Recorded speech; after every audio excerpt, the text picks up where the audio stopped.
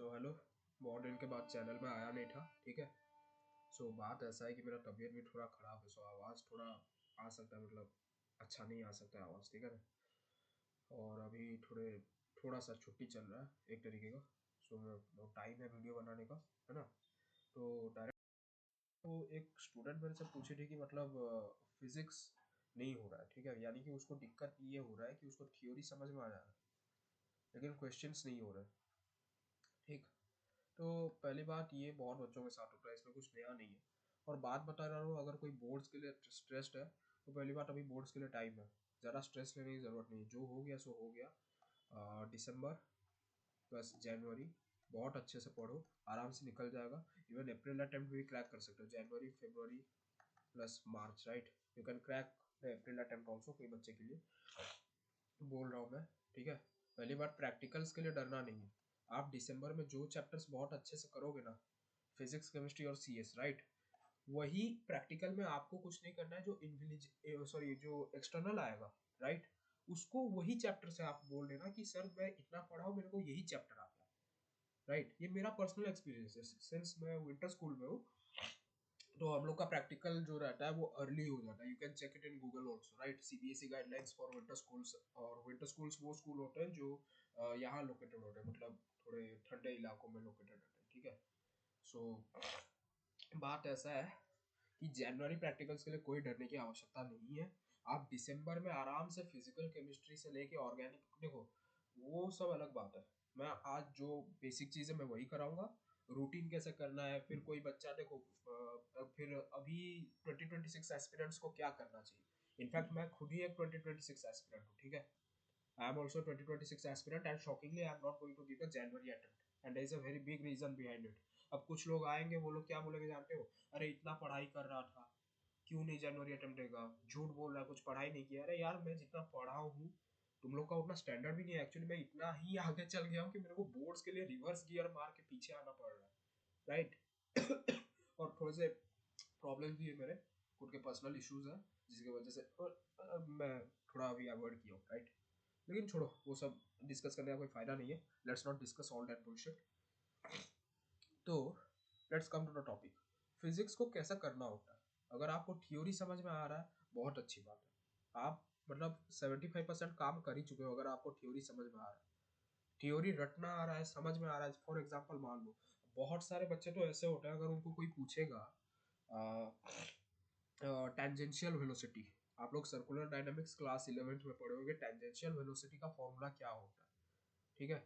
बहुत बच्चे रहते हैं जिनको टेंजेंशियल वेलोसिटी का क्रॉस वेक्टर फॉर्मूला भी नहीं आ रहा होगा। तो ये होता है ओमेगा क्रॉस आर। बहुत बच्चे क्या करेंगे जानते हो ना, v vector is equal to ऐसे लिख देंगे आर क्रॉस ओमेगा। ऐसा नहीं होता है। अगर आप ये सब माइनर माइनर मतलब चीजें अगर आप याद रख पा रहे हो, आप समझ पा रहे हो डायनामिक्स, आपको डेरिवेशन 12th का ही करना है। 11th का डेरिवेशन से और कुछ लेन देन नहीं रखना है आपको, ठीक है। 11th का अभी जो काम है, जो बच्चे अगर एंट्रेंस ओरिएंटेड है, अभी भी अगर बहुत दिक्कत में चल रहे, भाई कर सकते हो। 2 साल से पढ़ने वाला बच्चा भी कभी कभी 2 कदम पीछे लेना पड़ता है उसको, है ना। मैं अपना बात कर रहा हूँ। तो बोर्ड्स के लिए ऐसा कुछ ज्यादा डरने की बात नहीं है। तो ये सब अगर आपको समझ में आ रहा है, फिर मान लो जैसे कि फिजिक्स में आप क्या फ्री बॉडी डायग्राम्स एक्सेट्रा आप कर पा रहे हो।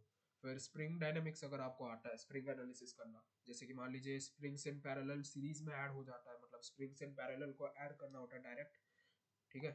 कि x1 प्लस x2 करके ऐसा करना होता है। बहुत सिंपल सा रीजन है। ये छोटा मोटा चीज अगर आपको आ रहा है बहुत अच्छे से, so you can just crack physics like, मतलब like a piece of cake. ज्यादा कोई इसमें घबराने की बात नहीं। एंगुलर मोमेंटम अगर आ रहा है, जैसे कि एल वेक्टर, ठीक है। एल वेक्टर आपका इक्वल हो जाता है r vector, that is the point has to be taken as the origin. जहाँ से आप आर वेक्टर ले रहे हो, जिस पॉइंट के अबाउट आप एंगुलर मोमेंटम मेजर कर रहे हो, और उसको आप लीनियर मोमेंटम के साथ क्रॉस कर दो, तो ये हो जाएगा m r vector cross v vector, right. लेकिन हाँ, एम वी वेक्टर हो जाएगा। हाँ यहाँ पे लेकिन एक थोड़ा सा ये है, यहाँ पे पैरेंथेसिस डिस्ट्रीब्यूटिव में नहीं जाएगा, राइट। डिस्ट्रीब्यूटिव पैरेंथेसिस नहीं होगा यहाँ पे। पहले आपको इसको करना है, जो आएगा उसको मल्टीप्लाई कर देना है, ठीक है। एल वेक्टर, फिर एल के और भी कुछ फॉर्मूला रहता है जो कि रोटेशनल डायनामिक्स में बच्चे जनरली पढ़ते हैं। That is since angular momentum is the analog angular momentum क्या होता है? Analog of linear momentum in rotatory dynamics, ठीक है। तो आपको ऐसे ऐसे हिंट लेना आना चाहिए कि अगर एंगुलर डायनामिक्स में, एंगुलर डायनामिक्स आपको पता रहना चाहिए, ठीक है, थोड़ा बहुत। फिर आप अगर जानते हो कि लीनियर मोमेंटम अगर मास और इसका प्रोडक्ट होता है, ठीक है, तो एंगुलर मोमेंटम क्या होगा? एंगुलर मोमेंटम का कोई वैल्यू रहता होगा, और आप अगर रोटेशन पढ़े हो तो आपको पता होगा मोमेंट ऑफ इनर्शिया को आई से डिनोट किया जाता है, आई ओमेगा वेक्टर। इस तरीके से आप लिख सकते हैं एंगुलर मोमेंटम। आपको फोर्स डायनामिक इक्वेशन क्रिएट करना आना चाहिए, टॉर्क का फॉर्मूला आना चाहिए, torque is equal to radius vector cross force vector, right, ये सब आना चाहिए आपको। Finger rule for right hand rule for cross vectors आना चाहिए, वो सब इमेजिन करना आना चाहिए। और उसके बाद कंपोनेंटिंग आना चाहिए, और बेसिक ट्रिग्नोमेट्री आना चाहिए, थोड़ा बहुत इंटीग्रेशन। अब देखिए, आप अगर बहुत अच्छा बुक सॉल्व करते हो फिजिक्स का, ठीक है, तो आप इंटीग्रेशन भी बहुत आराम से सीख जाओगे फिजिक्स के लिए, राइट। फिजिक्स का इंटीग्रेशन ऐसा कोई हलवा चीज़ नहीं है, बहुत बेसिक बेसिक इंटीग्रेशन आता है। फिर आपको सब्सटीट्यूटिव इंटीग्रेशन आना चाहिए, जैसे कि मान लो अगर D x F x D x कहीं पे आप फिजिक्स में इंटीग्रेट कर रहे हो, तो अगर आपके पास थीटा है, मान लो, जो मतलब अगर आप एफ एक्स को कुछ एफ थीटा के टर्म्स में लिख दिए, तो डी एक्स को एफ थीटा के टर्म्स में लिखना आना चाहिए। मतलब मान लो बहुत कॉमन है एक्चुअली, आर टैन थीटा बहुत जगह में लिखने को मिलता है, जैसे कि फील्ड एनालिसिस, ठीक है, फील्ड डेरिवेशंस में ग्रेविटेशन और इलेक्ट्रोस्टैटिक्स मैग्नेटिक्स, ये सब में भी देखने को मिल जाता है d x equal to r tan theta, right. आप लोग को याद आ रहा होगा लॉन्ग थ्रेड, फिर लॉन्ग एंड थिन थ्रेड के केस में कैसे एक राइट ट्रायंगल बनाया जाता है ऐसा करके, फिर उसको आर्मेचर को यहाँ से एक एंगल में किया जाता है, ठीक है। एलिमेंट लेना आना चाहिए, ये सब अगर आता है तो आप बहुत अच्छे से फिजिक्स कर सकते हो। बेसिकली अगर आपको फिजिक्स समझ में आ रहा है, so you are at the right spot. आप अभी राइट स्पॉट राइट कंजक्चर में हो ताकि आप फिजिक्स को कर पाओ, है ना। अभी आप कर सकते हो, ज्यादा डरने की बात नहीं। बात रही बहुत बच्चों का अभी कॉन्फिडेंस लो होगा कि यार अभी इतना कम टाइम में हम क्या करें। अरे यार 8 महीने से जो पढ़ रहा होगा, तुम किसके साथ कंपीट करो? 8 महीने से 16 घंटा पढ़ने वाले से, या 8 महीने से 6 6 घंटा पढ़ने वाले से? भाई it's like x into y is equal to k into डब्ल्यू इक्वेशन की तरह है, समझ रहे हो ना। अगर आपका x 8 महीना है तो टाइम कम होगा, ठीक है, टाइम कम होगा। मान लो अगर 8 है तो 6 घंटा पर डे। और अगर आप यहाँ पे कर रहे हो, अगर मान लो के 2 महीने है, तो आपको स्टैंडर्ड में 12th का पूरा सिलेबस खत्म करने के लिए 2 ही महीने चाहिए होते, 2 से 3 महीना। बहुत अच्छे लेवल में भी खत्म कर सकते हो, ठीक है, अगर बहुत अच्छा गाइडेंस है बहुत अच्छे से कर सकते हो। लेकिन यहाँ पे अमाउंट ऑफ टाइम बढ़ाना होगा। 6 जब 48 रहता है तो ट्वाइस ऑफ कितना करने से, तो यहाँ पे 24, लेकिन ये कुछ ज्यादा ही हो गया, ठीक है। इसको जनरली 16 to 14 या 10 अगर आप करते हो डेली 4 4 घंटा फिजिक्स करके, आप चैप्टर उड़ाते जाते हो, इलस्ट्रेशंस वगैरह करते जाते हो, you can easily do physics. ज्यादा कोई उसमें बवंडर मचाने की बात नहीं है, कोई प्रैक्टिकल वगैरह का डरना नहीं। और अभी मैं डायरेक्ट टॉपिक पे आता हूँ कि फिजिक्स के प्रॉब्लम्स को कैसे सॉल्व करना रहता है। पहले मेरे को ये सब इरेज करना पड़ेगा, तबीयत खराब है फिर भी यार करना पड़ रहा है, क्या करें। जो चीज़ अच्छा लगता है करने के लिए उसको थोड़ी ना छोड़ सकता हूँ। अब आते हैं कि फिजिक्स को करना कैसे है एक्चुअली। मतलब बहुत बच्चों के पास वही चीज़ रिपीट कर रहा हूँ कि बहुत बच्चों को दिक्कत होता है कि यार हम थ्योरी समझ जाते हैं लेकिन क्वेश्चन नहीं कर पाते हैं। भाई देखो, पहली बात, कोई अगर थ्योरी समझ जाएगा ना, तो क्वेश्चन नहीं कर पाना it's a very weird excuse. हो सकता है कि आप थ्योरी अच्छे से समझे ही ना हो। दूसरा चीज, अगर थ्योरी बहुत अच्छे से समझ में आ भी जाता है, still there exist the chance कि आप नहीं कर पा रहे हो, क्योंकि आप बहुत सारे सॉल्व्ड एग्जांपल सॉल्व नहीं किए। जैसे कि मेरे मेंटर थे, ठीक है, मेरे मेंटर जो है, मैं उनका नाम लिख दे रहा हूँ। उनका नाम है आशीष अरोड़ा, ठीक है, आशीष सर। आशीष अरोड़ा सर से मैं पर्सनली जुड़ा हूँ, आप लोग जो जानते होंगे वो जानते होंगे, ठीक है, आशीष अरोड़ा सर।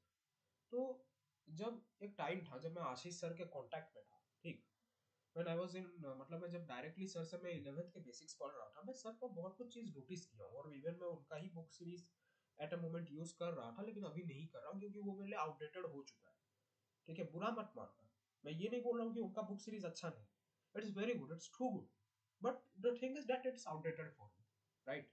आपको अपडेट करना पड़ता है। तो आशीष सर जब पढ़ाते हैं, Ashish sir as a teacher is very good.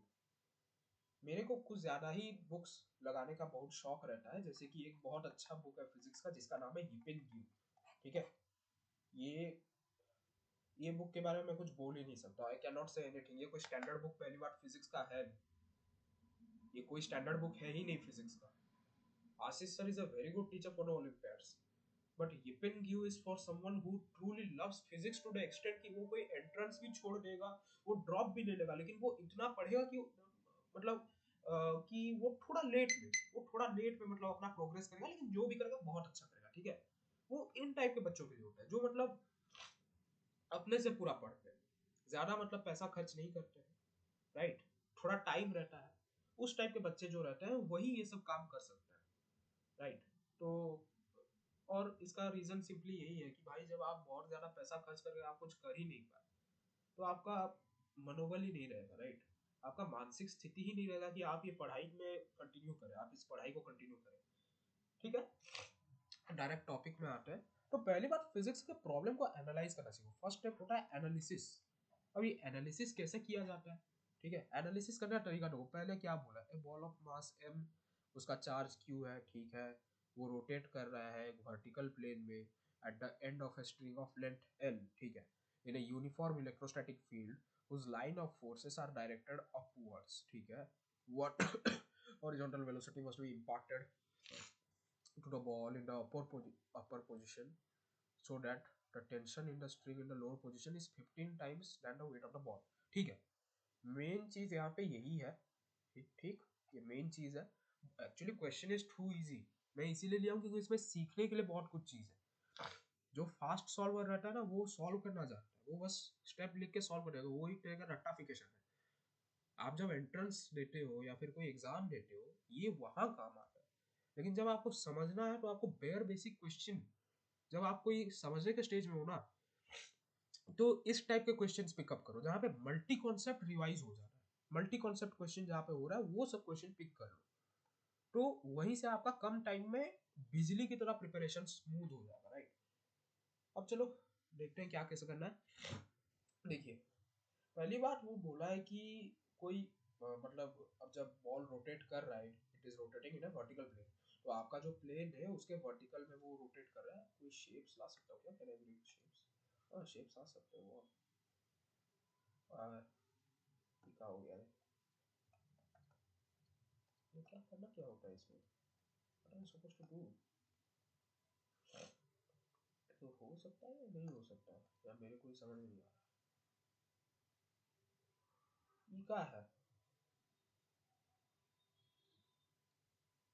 ये क्या है लगा हुआ? ये कैसे हो गया?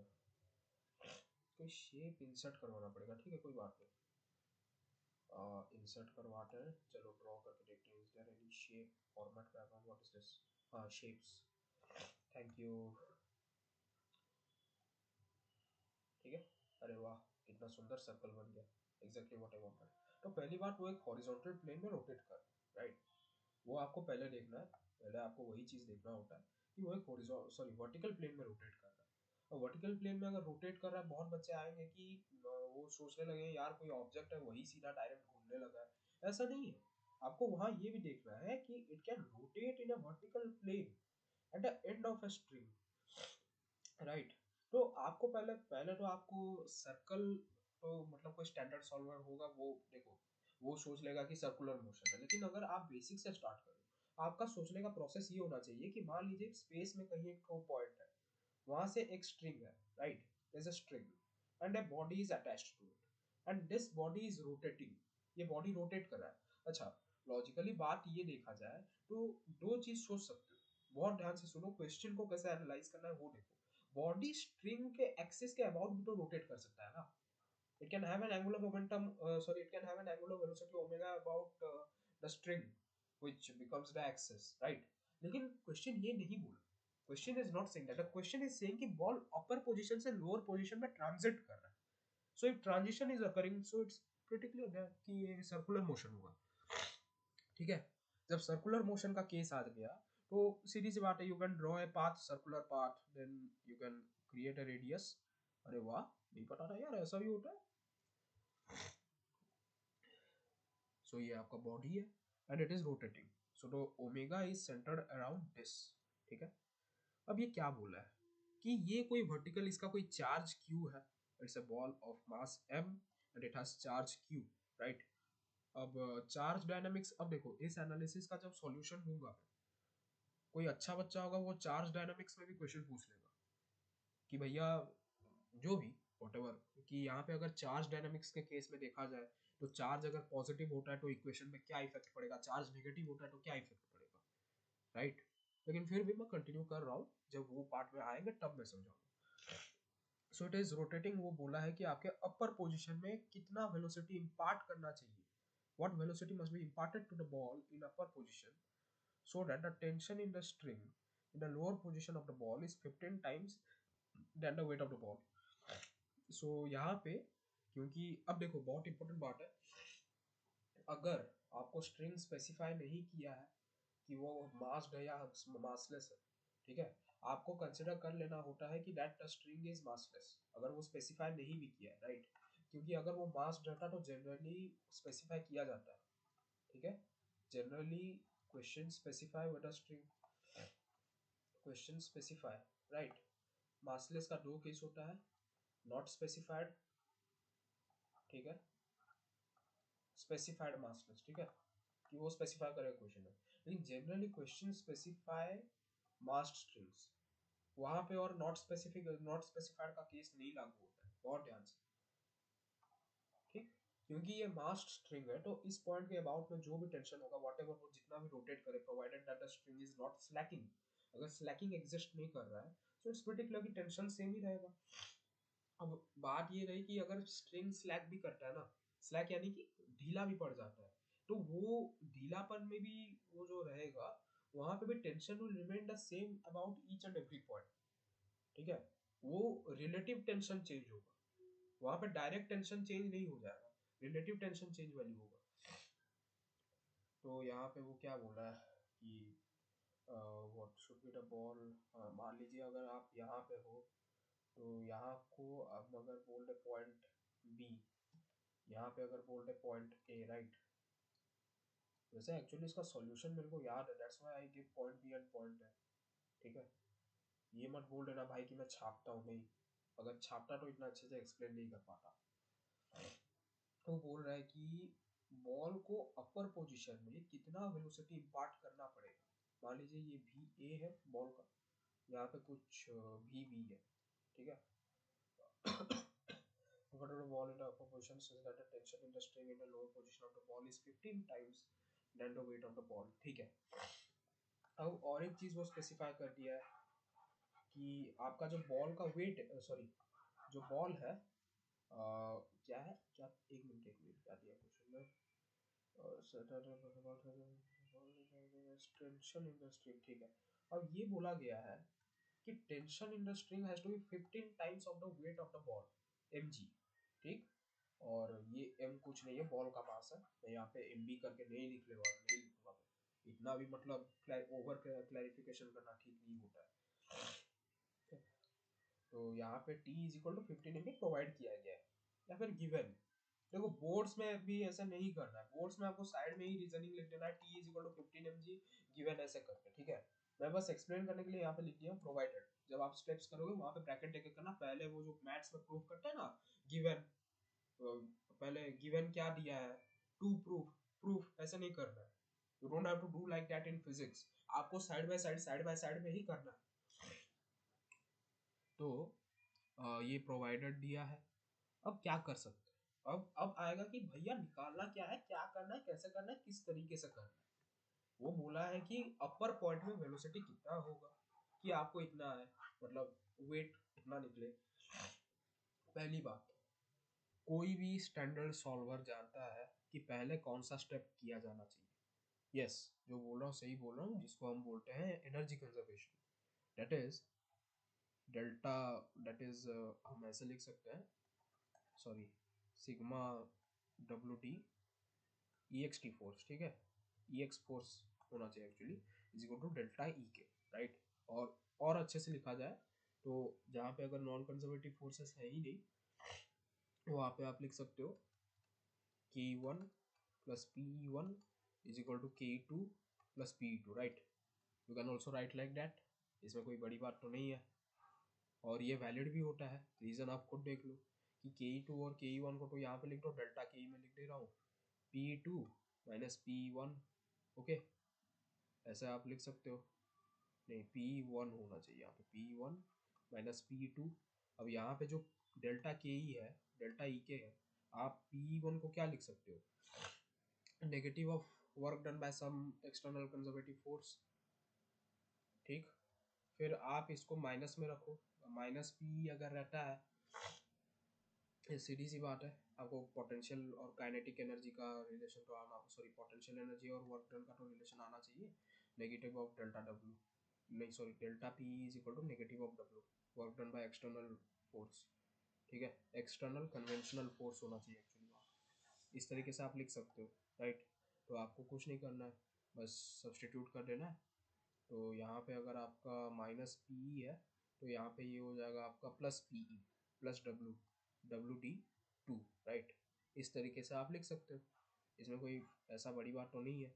सो टेक्निकली कुछ नहीं है, डेल्टा ई के जब डेल्टा पी ई, ठीक है, जब डेल्टा डब्ल्यू डी के बराबर होता है, फिर इस तरीके से जब इस फॉर्म में आ जाए तो आप इसको डायरेक्टली ऐसे लिख सकते हो, P1 P2 इनिशियल स्टेट का पोटेंशियल एनर्जी, फाइनल स्टेट का पोटेंशियल एनर्जी ऐड करके ऐसे लिखा जाता है। अच्छा, अब यहाँ पे कोई एक्सपीरियंस सॉल्वर अगर होगा वो पहले यही अप्लाई करेगा, ठीक है, work energy theorem immediately apply करेगा, क्योंकि हमको दिखता है, हम लोग जो जितना सॉल्व करते हैं ना, हम लोग को पता चल जाता है, हमको दिख जाता है कि भैया यहाँ पे वही चीज को लगा देंगे तो आंसर आ जाएगा, ठीक है। लेकिन बहुत सारे बच्चे होंगे जिनको इतना भी नहीं आता, अगर नहीं आता है तो सीख लो, टाइम है। अगर नहीं कर, अब जिसको करने का मन नहीं होगा वो तो रोना धोना करते रहेगा कि हमसे नहीं होता, ये नहीं होता, वो नहीं होता, तो लेकिन छोड़ो, कौन जाता है वो सब बोलने के लिए। और इसको मैकेनिकल एनर्जी कंजर्वेशन भी बोला जाता है, राइट, कोई नया बात तो नहीं है, मैकेनिकल एनर्जी कंजर्वेशन भी बोला जाता है।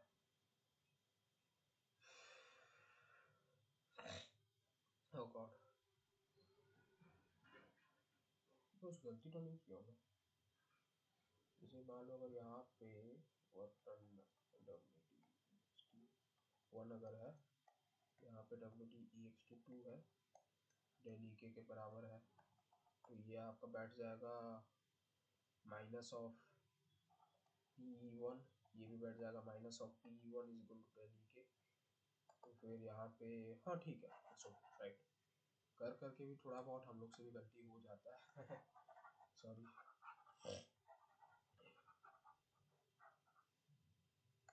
ठीक है, तो इस तरीके से आप लिख सकते हो। अच्छा, अब कोई कैसे सोचेगा भाई, अगर अभी तक आपका अगर एक्सपीरियंस नहीं है सॉल्व करने का, तो आप कैसे सोचोगे। कुछ बच्चे तो होंगे जिनको आता ही नहीं है वर्क एनर्जी थ्योरम, बाहर में जाओ, तुम्हारा कुछ नहीं हो सकता, कुछ नहीं हो सकता है, हाथ जोड़ के बोल दे रहा हूँ भैया 12वीं क्लास छोड़ दो, ठीक है, और एक बार पढ़ना स्टार्ट करो।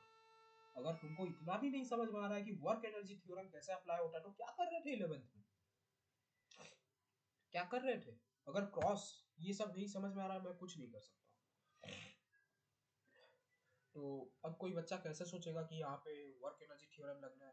पहली बात आपको यही स्पॉट करना होता है कि जो दिख रहा है, ठीक है, यहाँ पे देखो मेरा एक रूल बुक, रूल बुक नहीं है वो एक अप्रोच बुक है, जो मेरे साथ जुड़े हुए हैं वही जानते हैं कि उसको कैसे यूज करना है, मैं उनको पीडीएफ्स भी दिया हूँ, उसमें मैं एक चीज स्पेसिफाई किया हूँ, जो मांगे, जो मांगे वही बना, ठीक है, जो मांगे वो बना दो। या फिर हाँ ये लगेगा। फिर correlation theorem, correlation theorem actually ये मेरे ही ये का है, कोरिलेशन थ्योरम मतलब एक्चुअली कोई थ्योरम नहीं है, कि जो आइडेंटिटी सबसे ज्यादा आपके मांगने वाले चीज से पहला तो ये प्रायोरिटी होगा, उसके बाद ये इसको ऐड करेगा, यानी कि इसको अचीव करने के लिए टू हेल्प करेगा। तो जो आइडेंटिटी आपका, जब आइडेंटिटी थ्योरम व्हाटएवर अप्रोच जो सबसे ज्यादा रिलेट कर रहा है आपके जो क्वांटिटी से, और सबसे ज्यादा रिलेट यानी कि अगर वो डायरेक्टली इन्वॉल्व करता है,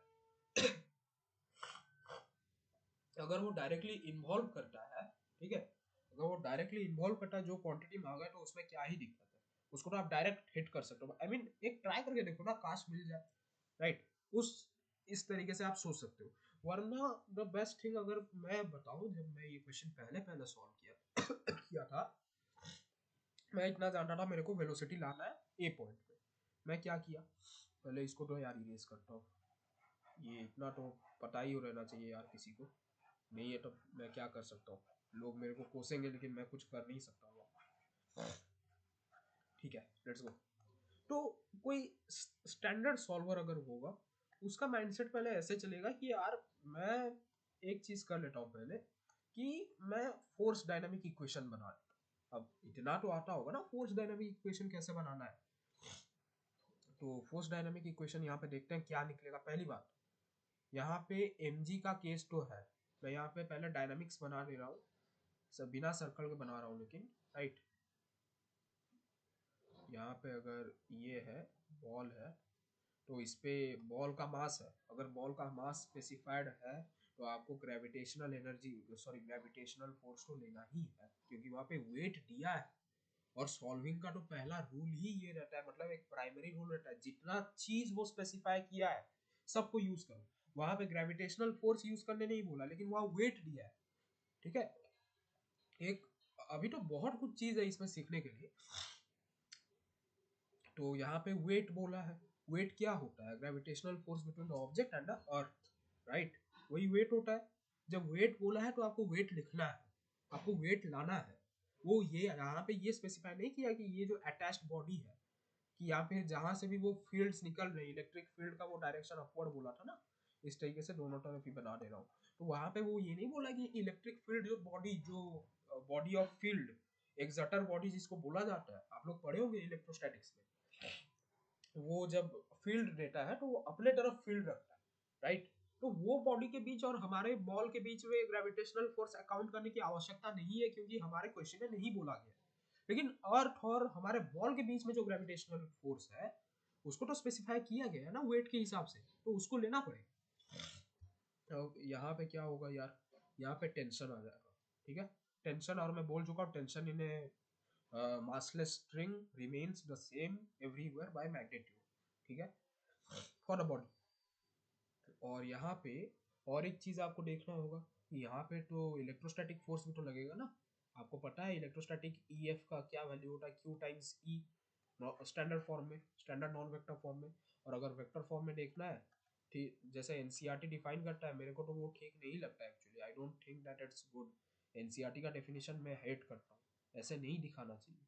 रीजन ये है कि यार आपका चार्ज पॉजिटिव है या नेगेटिव है, उसके ऊपर भी डिपेंड करता है, बहुत कुछ फैक्टर डिपेंड करता है। लेकिन क्योंकि यहाँ पे Q बोला है, हम अभी तक एज्यूम करके चल रहे हैं कि Q पॉजिटिव है, ठीक है, it is positive and greater than zero, ठीक है। और फील्ड भी अपवर्ड डायरेक्शन में है, मान लेते हैं फील्ड भी पॉजिटिव है, क्योंकि अपवर्ड डायरेक्शन में है तो प्लस वाई में ही जाएगा, प्लस जे कैप में जा रहा है, so it is also positive. ठीक है, अब हम पहले फोर्स डायनामिक इक्वेशन बना देते हैं सिंपल मैग्नीट्यूड फॉर्म में। अभी देखो आधे से ज्यादा बच्चों को तो फोर्स डायनामिक इक्वेशन बनाने में दिक्कत आ जाएगा कि यार हमको डायनामिक इक्वेशन कैसे बनाना है। जब तुम देख रहे हो कि बॉडी सर्कुलर मोशन कर रहा है, ठीक है, आपको इतना तो पता है ना, न्यूटन्स लॉ ऑफ मोशन में आप पढ़ते हो ना, कि sigma f vector is equal to f net vector, ये तो पढ़ते हो आप लोग, इसको तो नहीं बताना पड़ेगा।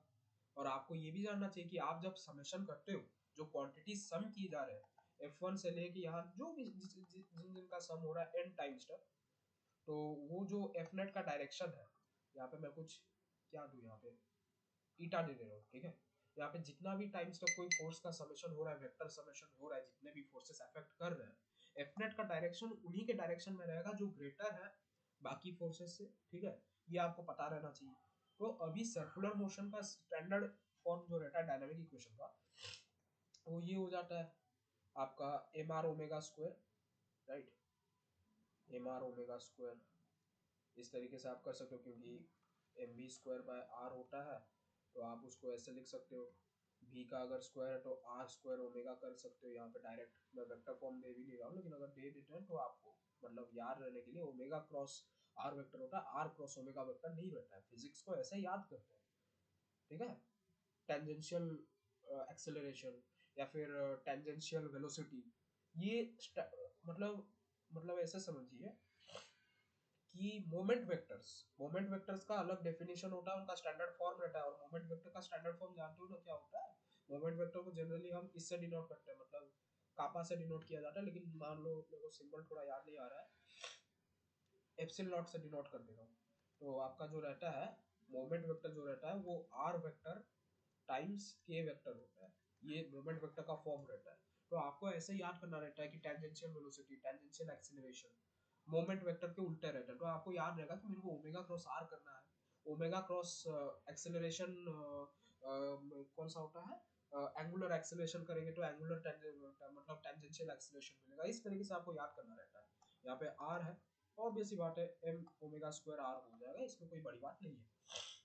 यहाँ पे आपका वेक्टर आ जाएगा एन कैप है जो कि साइन स्पेसिफिक है, नेगेटिव भी हो सकता है पॉजिटिव भी हो सकता है, आई कैप जे कैप माइनस आई कैप माइनस जे कैप कुछ भी हो सकता है, ठीक है। इसका और एक फॉर्म रहता है sigma f vector is equal to M we square by r N cap, right, ऐसा भी रहता है जिसको हम लिख सकते हैं एम वी टी स्क्वायर, इस तरीके से लिखा जाता है। अब देखते हैं, अब जानते हो बच्चे यहाँ पे गलती ये करेंगे, आप लोग जो फर्स्ट टाइम सॉल्वर हो या फिर जिनको इतना डीप एनालिसिस नहीं डेवलप हुआ है, वो लोग क्या करें जानते हो, t minus M G is equal to, मैं मॉड्यूलस इक्वेशन लिख रहा हूँ, बहुत ध्यान से देखो, मैं वेक्टर नहीं मॉड्यूलस इक्वेशन लिख रहा हूँ। मॉड्यूलस इक्वेशन अलग होता है, वेक्टर इक्वेशन अलग होता है। वेक्टर इक्वेशन से मॉड्यूलस इक्वेशन आ सकता है, मॉड्यूलस इक्वेशन से वेक्टर इक्वेशन आ सकता है। मॉड्यूलस इक्वेशन किसको बोला जाता है फिजिक्स में, मॉड्यूलस फोर्स डायनामिक इक्वेशन या फिर क्वांटिटी इक्वेशन वो होता है जहाँ पे आप ऐसा सब्ट्रैक्शन या ऐसा एडिशन करते हो, ठीक है, आपका जो फाइनल वैल्यू है, जो सिंगल कलेक्टिव वैल्यू है वो पॉजिटिव है। तो T minus M G obvious सी बात है यार, बॉडी जब सर्कुलर मोशन कर रहा है, अगर मैं यहाँ पे छोटा सा कर्वेचर बना दे रहा हूँ, तो बॉडी का जो सर्कुलर मोशन है वो तो सर्कल के रेडियस के अलोंग में, मतलब इस सर्कम्फरेंस के अलोंग डायरेक्शन चेंज होता रहता है धीरे धीरे। आप लोग को इतना तो नहीं करना पड़ेगा ना, इतना तो ये है। तो सीधी बात, बहुत बच्चे आएंगे लिख देंगे t minus M G is equal to M g square by r, ऐसा ही लिखो, राइट, ऐसा ही लिखोगे। मैं जानता हूँ बहुत बच्चे यही करेंगे, मैं गधा नहीं हूँ। लेकिन आप लोग अभी भूल जा रहे हो, ये करने का रीजन भी जानते हो क्या है, आप लोग अभी क्या क्या मिस्टेक करोगे अगर ऐसा करोगे, तो आप इलेक्ट्रोस्टैटिक फोर्स भूल रहे हो, इलेक्ट्रोस्टैटिक फोर्स भूल जा रहे हो जो स्पेसिफाई किया गया है। बहुत बच्चे तो ऐसा भी, और ये तो बहुत अच्छा डाउट है, बच्चे पूछते हैं कि भैया या फिर भाई ये यहाँ पे tension is equal to q e क्यों नहीं हो सकता है। और यही तो फिजिक्स के मतलब, यही मेरे को अच्छा लगता है कि बच्चे जो इस तरीके के डाउट पूछते हैं वही समझ पा रहे हैं क्या है चीज, लोचा क्या है। मान लो अगर अभी एम नहीं रहता, मान लेते हैं अगर एम नहीं होता तो बॉल को हॉरिजॉन्टल करवाना पड़ता, रेडियस को हॉरिजॉन्टल करवाना पड़ता, कुछ इस तरीके के प्लेन में लाना पड़ता, फिर भी एमजी एग्जिस्ट करेगा, एमजी विल स्टिल एग्जिस्ट, लेकिन उसका कंपोनेंट जीरो हो जाए। अरे भाई परपेंडिकुलर कंपोनेंट हॉरिजॉन्टल, ये भी तो जीरो ही हो जाएगा ना, ठीक है, क्योंकि सीधी सी बात है cos 90 के ये में चढ़ेगा वो। तो यहाँ पे t is equal to q e क्यों नहीं होगा, देखो t is equal to q e इसीलिए नहीं होगा, इसको भी आपको समझना है, क्योंकि ये नहीं समझोगे तो एग्जाम में गलती करके आओगे, मार्क लॉस करोगे, मेरा घंटा कुछ नहीं जा रहा। इस केस में अगर यहाँ पे स्ट्रिंग नहीं रहता, ठीक है, ध्यान से समझो, पहली बात ये जानना चाहिए tension only exists in string, ठीक, ये तो बहुत इंपॉर्टेंट है, इन स्ट्रिंग ये सत्य है, tension only exists in string, right, ये पहला फैक्टर है। आप लोग न्यूटन्स लॉ ऑफ मोशन में पढ़े होंगे, मेरे कुछ पर्टिकुलर दोस्त रिलेट कर पा रहे होंगे, वो लोग जानते हैं, वो लोग एक्चुअली एक टाइप के मेरे चड्डी बडीज हैं, सो दे कैन रिलेट में क्या बोल रहा हूँ जो लोग पढ़े, राइट। दूसरा फैक्टर भी आप देखो कि अगर ये बहुत इंपॉर्टेंट है, अगर यहाँ पे स्ट्रिंग को नॉन एग्जिस्टेंट बना रहे हैं, स्ट्रिंग नहीं रहता, लेकिन फिर भी अगर आप कर रहे हो, मतलब सर्कुलर मोशन एग्जिस्ट करता, तो डायनामिक इक्वेशन क्या बनता, q E minus M G is equal to M we T square.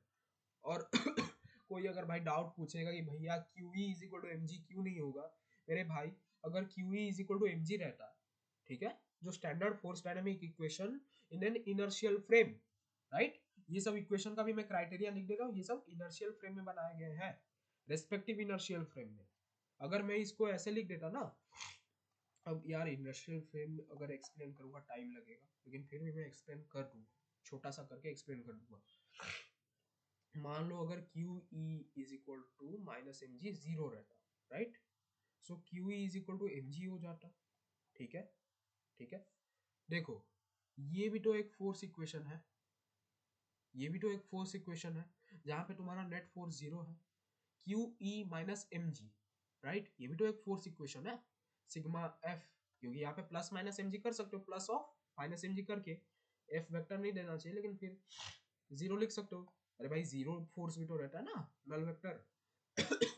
फिर लेकिन वही जगह में अगर q is equal to M g रहता तो हम ये बोल सकते हैं कि यहाँ पे कुछ फोर्सेस ऐसे ऐड किए गए हैं क्यू के साथ जिनका नेट सम जीरो हो जा रहा है और क्यू ही एम जी के बराबर है। ठीक है, वो भी तो बोला जा सकता है। अब जब क्यू एम जी के बराबर होगा, साधारण सी बात है, दोनों का वेक्टर भी बराबर होगा दोनों साइड में, तो इसका मतलब जो फोर्स है वो एक ही डायरेक्शन में, दोनों चीज समान है, एक ही डायरेक्शन में है। लेकिन यहाँ पे तो अलग है। तो ये कब अप्लाई होगा, सोचो थोड़ा, ये कब अप्लाई होगा? ये तब अप्लाई होगा जब आप इनर्शियल फ्रेम से देखो। आप यहाँ से अगर इस बॉडी को देखोगे और मान लेते हैं कि सर्कुलर मोशन एग्जिस्ट नहीं करता है, हाइपोथेटिकल केस, एक्चुअली एग्जिस्ट नहीं करेगा, जब एग्जिस्ट करेगा तभी ना बॉडी मूव करेगा। ठीक है, लेकिन मान लेते हैं कि सर्कुलर डायनामिक्स एग्जिस्ट नहीं कर रहा है, वो हॉरिजॉन्टली सॉरी वर्टिकली अपवर्ड जा रहा है टेंशन के डायरेक्शन में। लेकिन हम थोड़ा सा अलग सोचते हैं कि mg, मान लो अभी के लिए mg नीचे की तरफ नहीं है, mg नीचे की तरफ नहीं है। आप अगर यहाँ से देखो तो आपका नहीं, mg नीचे ही है, तो आपका फोर्स इक्वेशन क्या बनेगा आपके पर्सपेक्टिव से कि बॉडी ऊपर जा रहा है, सो t माइनस एम जी, नहीं बॉडी को रेस्ट में रखो इक्विलिब्रियम में, तो t माइनस एम जी जो है वो जीरो के बराबर है आपके पर्सपेक्टिव में। तो ये भी एक वैलिड फोर्स डायनामिक इक्वेशन। लेकिन अगर आप mg को राइट साइड में ले ले तो t is equal to mg बना देते हो। ठीक है, अगर t is equal to mg बन जाता है तो वो सूडो फोर्स का केस है। अब सूडो फोर्स क्या है मेरे भाई? सूडो फोर्स में तो कुछ होता होगा ना, t माइनस एम जी क्या है? तो मान लीजिए जैसे कि आप अगर देख रहे हो यहाँ पे mg लग रहा है, t माइनस एम जी है। हाँ, तो आप बॉडी के पर्सपेक्टिव से रहोगे, आप बॉडी के पास रह जाओ या फिर बॉडी के ऊपर रह जाओ। आप अगर बॉडी के अंदर से देखोगे तो आप क्या रहोगे? बॉडी तो बोलेगा ना कि भाई मैं रेस्ट में हूँ। बॉडी बोलेगा क्या मैं रेस्ट में हूँ? नहीं बोलेगा ना। बॉडी कैसे बोलेगा कि वो रेस्ट में? एलिवेटर केस आप लोग पढ़े होंगे। एलिवेटर केस में क्या होता है कि मान लो कोई बॉडी, मतलब कोई बच्चा है, वो ऊपर जा रहा है, नीचे की तरफ भी F1 है, F2 है, लेकिन वो रेस्ट में खड़ा है। आपका यहाँ पे कोई कैमरा लगा है जो नॉन इनर्शियल फ्रेम है। आप देखोगे, मान लेते हैं बच्चा अगर ऊपर जा रहा है, उसका नेट एक्सेलरेशन अपवर्ड है, यानी कि नेट फोर्स अपवर्ड है F1 के डायरेक्शन में, तो आपके पॉइंट ऑफ व्यू से F1 minus F2 is equal to F net हो जाएगा ना, आप अगर देख रहे हो तो, राइट? ठीक है, आपके पर्सपेक्टिव से। लेकिन अगर आप बच्चे के, आप अगर ये कैमरा या फिर बच्चा जो कैमरा लिफ्ट में है और बच्चे के पर्सपेक्टिव से अगर देखोगे तो आपके केस में तो F1 is equal to F net. ठीक है, F नेट जो सूडो फोर्स पढ़ा होगा वही समझ पा रहा होगा, जो पढ़ा होगा बहुत अच्छे से, अच्छे अच्छे हाई क्वालिटी बुक से या फिर एनसीईआरटी से भी 11th के पढ़ा होगा वही समझ पा रहा होगा। आपके पर्सपेक्टिव में कैमरा, और कैमरा के पर्सपेक्टिव और बच्चे के पर्सपेक्टिव में तो बच्चा रेस्ट में है ना, दुनिया चल रहा है, वो थोड़ी ना चल रहा है। जब बच्चा रेस्ट में है और जब दुनिया चल रहा है तो कोई ना कोई एक्स्ट्रा फोर्स तो होगा। जब दुनिया चल रहा है तो कोई ना कोई एफनेट के अलावा फोर्स एक तो होगा। तो बच्चे के पर्सपेक्टिव में आप अगर बच्चे को बोलते हो बच्चा एक F2 भी तेरे ऊपर लग रहा है नीचे से, तो बच्चा बोले अरे अगर मेरे ऊपर F2 लग रहा है, ठीक है मेरे ऊपर F2 लग रहा है, मैं तो अपने फ्रेम में रेस्ट में हूँ, रिलेटिव रेस्ट में हूँ अपने फ्रेम में, तो वहां पे तो एडिशन करना पड़ेगा। यानी कि टेक्निकली जो इक्वेशन होगा बच्चे के लिए वो हो जाएगा F1 माइनस एफ नेट, क्या हो गया, f net minus F2 is equal to zero, क्योंकि बच्चे के लिए तो बच्चा इक्विलिब्रियम में है ना, बच्चे के पर्सपेक्टिव से और कैमरा के पर्सपेक्टिव से। लेकिन आपके पर्सपेक्टिव में तो इक्विलिब्रियम में नहीं है, एफ नेट एग्जिस्ट कर रहा है उस पर। ठीक है, ये होता है। और अभी इतना अगर समझ गए हो क्या करना है क्या नहीं, थोड़ा अच्छे से सुनना, रिवाइंड करते करते। मैं बहुत फास्ट बकता हूँ, ठीक है, लेकिन क्या करूँ, आदत है।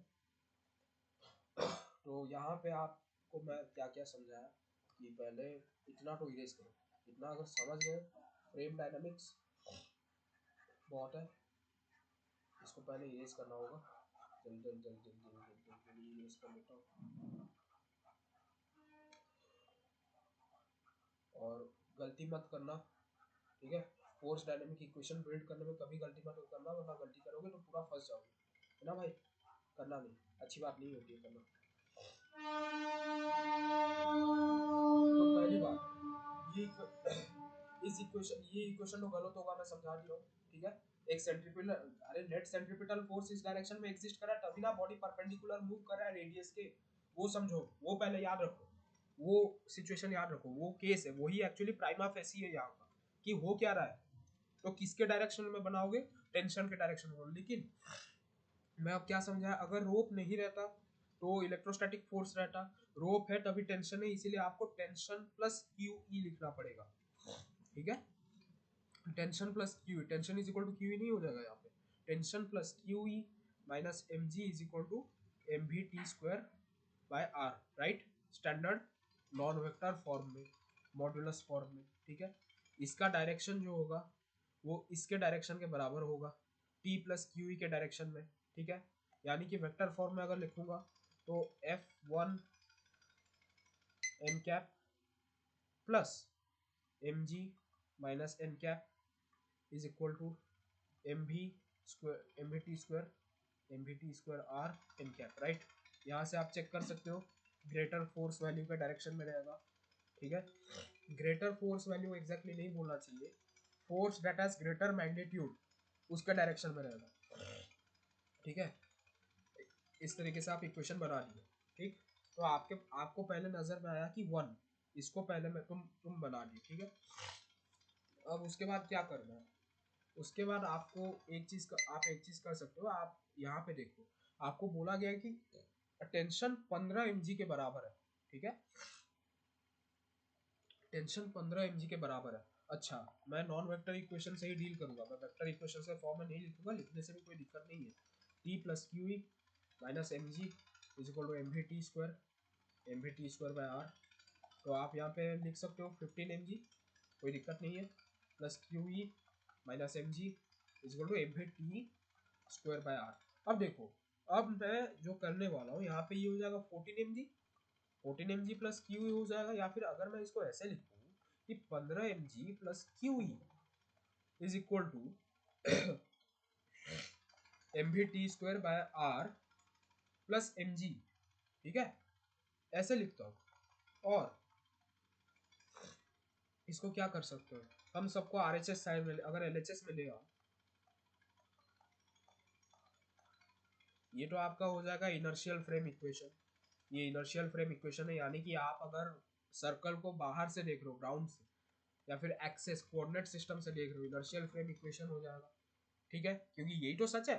लेकिन अगर आप बॉल पे बैठे हो या फिर बॉल दुनिया को देख रहा है, बॉल क्या बोलेगा यार, बॉल तो यही बोलेगा ना कि बॉल भाई सब भाई मैं तो इक्विलिब्रियम में हूँ, दुनिया घूम रहा है, लेकिन मेरा और इसका जो रिलेटिव है, मेरा इसका जो रिलेटिव पोजीशन है बॉल के रेस्पेक्ट में तो नहीं घूमेगा ना। बॉल के रेस्पेक्ट में अगर नहीं, बॉल के रेस्पेक्ट में हाँ घूमेगा, घूम जाएगा। बॉल के रेस्पेक्ट में अगर घूमता भी है तो बॉल को तो यही लगेगा ना कि भाई मेरे चारों तरफ सर्कल घूम रहा है, मैं कहाँ घूम रहा हूँ, मैं तो जहाँ पे खड़ा हूँ वहीं खड़ा हूँ। जब आप बाइक में रहते हो, बाइक चलाते हो या ट्रेन में रहते हो, आपको थोड़ी ना लगता है कि ट्रेन मूव कर रहा है, स्टैंडर्ड एनालिसिस, कितना सिंपल एनालिसिस है। आपको लगता है कि पूरा दुनिया पीछे जा रहा है, लेकिन आप तो रेस्ट में हो, है ना। तो यहाँ पे आप ऐसे लिख सकते हो M B T square by R minus M G, right. इसको प्लस कर देते हैं, माइनस कॉमन ले लेंगे, इज इक्वल टू जीरो। ये आपका हो जाएगा N I F, N I F non inertial frame equation, और ये इनर्शियल फ्रेम इक्वेशन है, समझ में आ गया। क्योंकि बॉल के रेस्पेक्ट में तो बॉल तो खुद रेस्ट ही में है, वो ऑब्जर्वर ऑब्जर्वर हमेशा रेस्ट में रहता है। ये कोई थ्योरी नहीं है, ये एक रियल चीज है जिसको स्टेटमेंट से डिफाइन किया गया है, रियल चीज ही तो है। लेकिन इनर्शियल फ्रेम आप अगर बाहर से देखोगे तो यही चीज आ जाएगा, ठीक है। लेकिन दोनों में से जिस भी अप्रोच से करोगे इक्वेशन का डायनामिक्स जब तक सेम रहेगा, आप ऐसा भी चेक कर लो ना, आप अगर यहाँ पे देते हो एन कैप, यहाँ पे चढ़ा दो माइनस एन कैप, सही तो है। बॉल तो बोलेगा अगर मेरे को इक्वेशन में रहना है, अगर रेस्ट में रहना है, तो उसके फ्रेम ऑफ इक्वेशन में, non inertial frame of equation में सिग्मा वेक्टर जो होगा वो जीरो ही तो होना चाहिए, सही तो है, कुछ गलत तो नहीं है इसमें, ठीक है। अब इतना काटो, इतना काटो यार, कितना समझाना पड़ रहा है, क्या करूं। तो आपका यहाँ पे अगर देखोगे तो 14 mg plus Q is equal to M we T square by R, ये कुछ आया, अब तक ये कुछ आया है हमारे पास। अब देखो, अब बारी आती है, जो दिख रहा है उससे जो मांगे वो बना दो, या फिर जो दिख रहा है उसी को पहले लिख दो।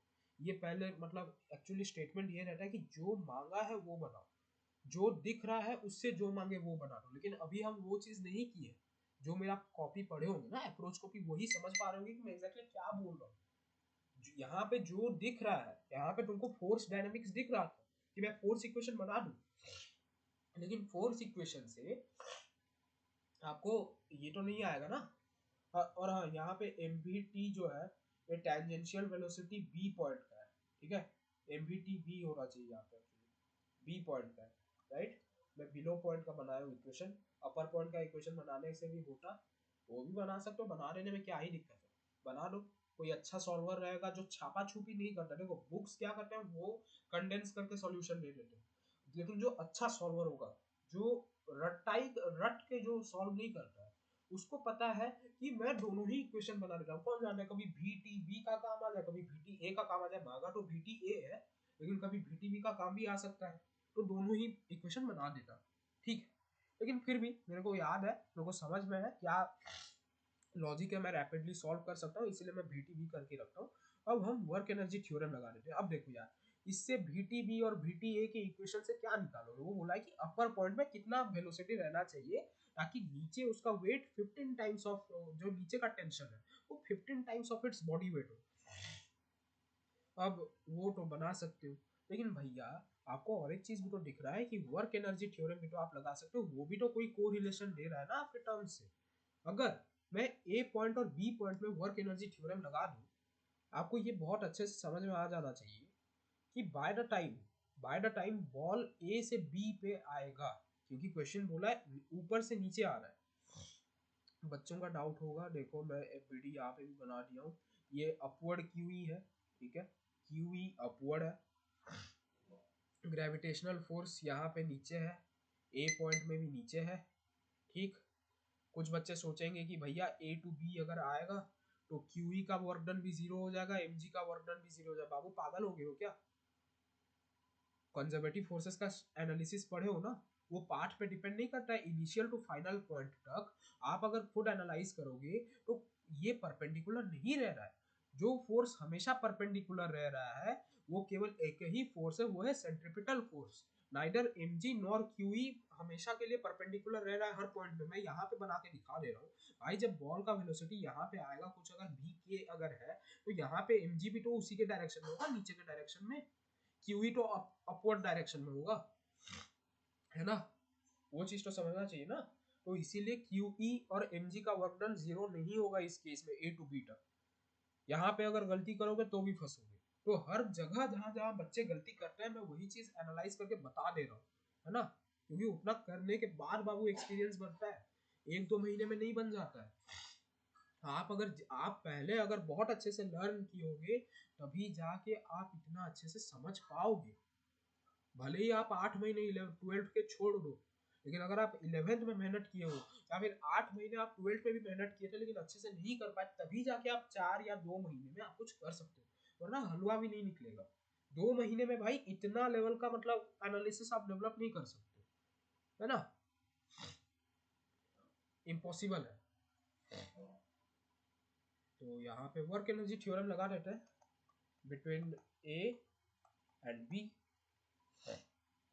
तो मेरे को और एक बार यहीं पे शेप बनाना पड़ेगा एक्चुअली, ठीक है। यहाँ पे कोई शेप ड्रॉ, बेसिक शेप्स यहाँ पे बना देगा। हाँ हो गया, ठीक है। तो यहाँ पे अगर आपका सेंटर है, मैं जैसे बताया था, बॉल यहाँ पे है, यहाँ पे अगर आपका बॉल है, यहाँ पे उसका कुछ मास है, यहाँ पे टेंशन है, उस तरफ क्यू ही है, इलेक्ट्रिक फोर्स अपवर्ड है। चार्ज हम पॉजिटिव कंसीडर किए हैं, ग्रेटर देन जीरो कंसीडर किए, लेकिन आगे जाके मैं नेगेटिव चार्ज का केस भी एक्सप्लेन कर दूंगा। अगर क्यू नेगेटिव रहता तो क्या कंसिक्वेंसेस रहता वो भी मैं बता दूंगा, ठीक है। आप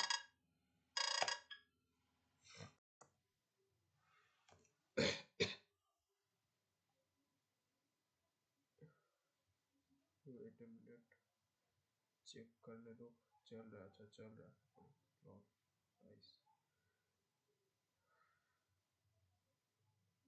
ओके।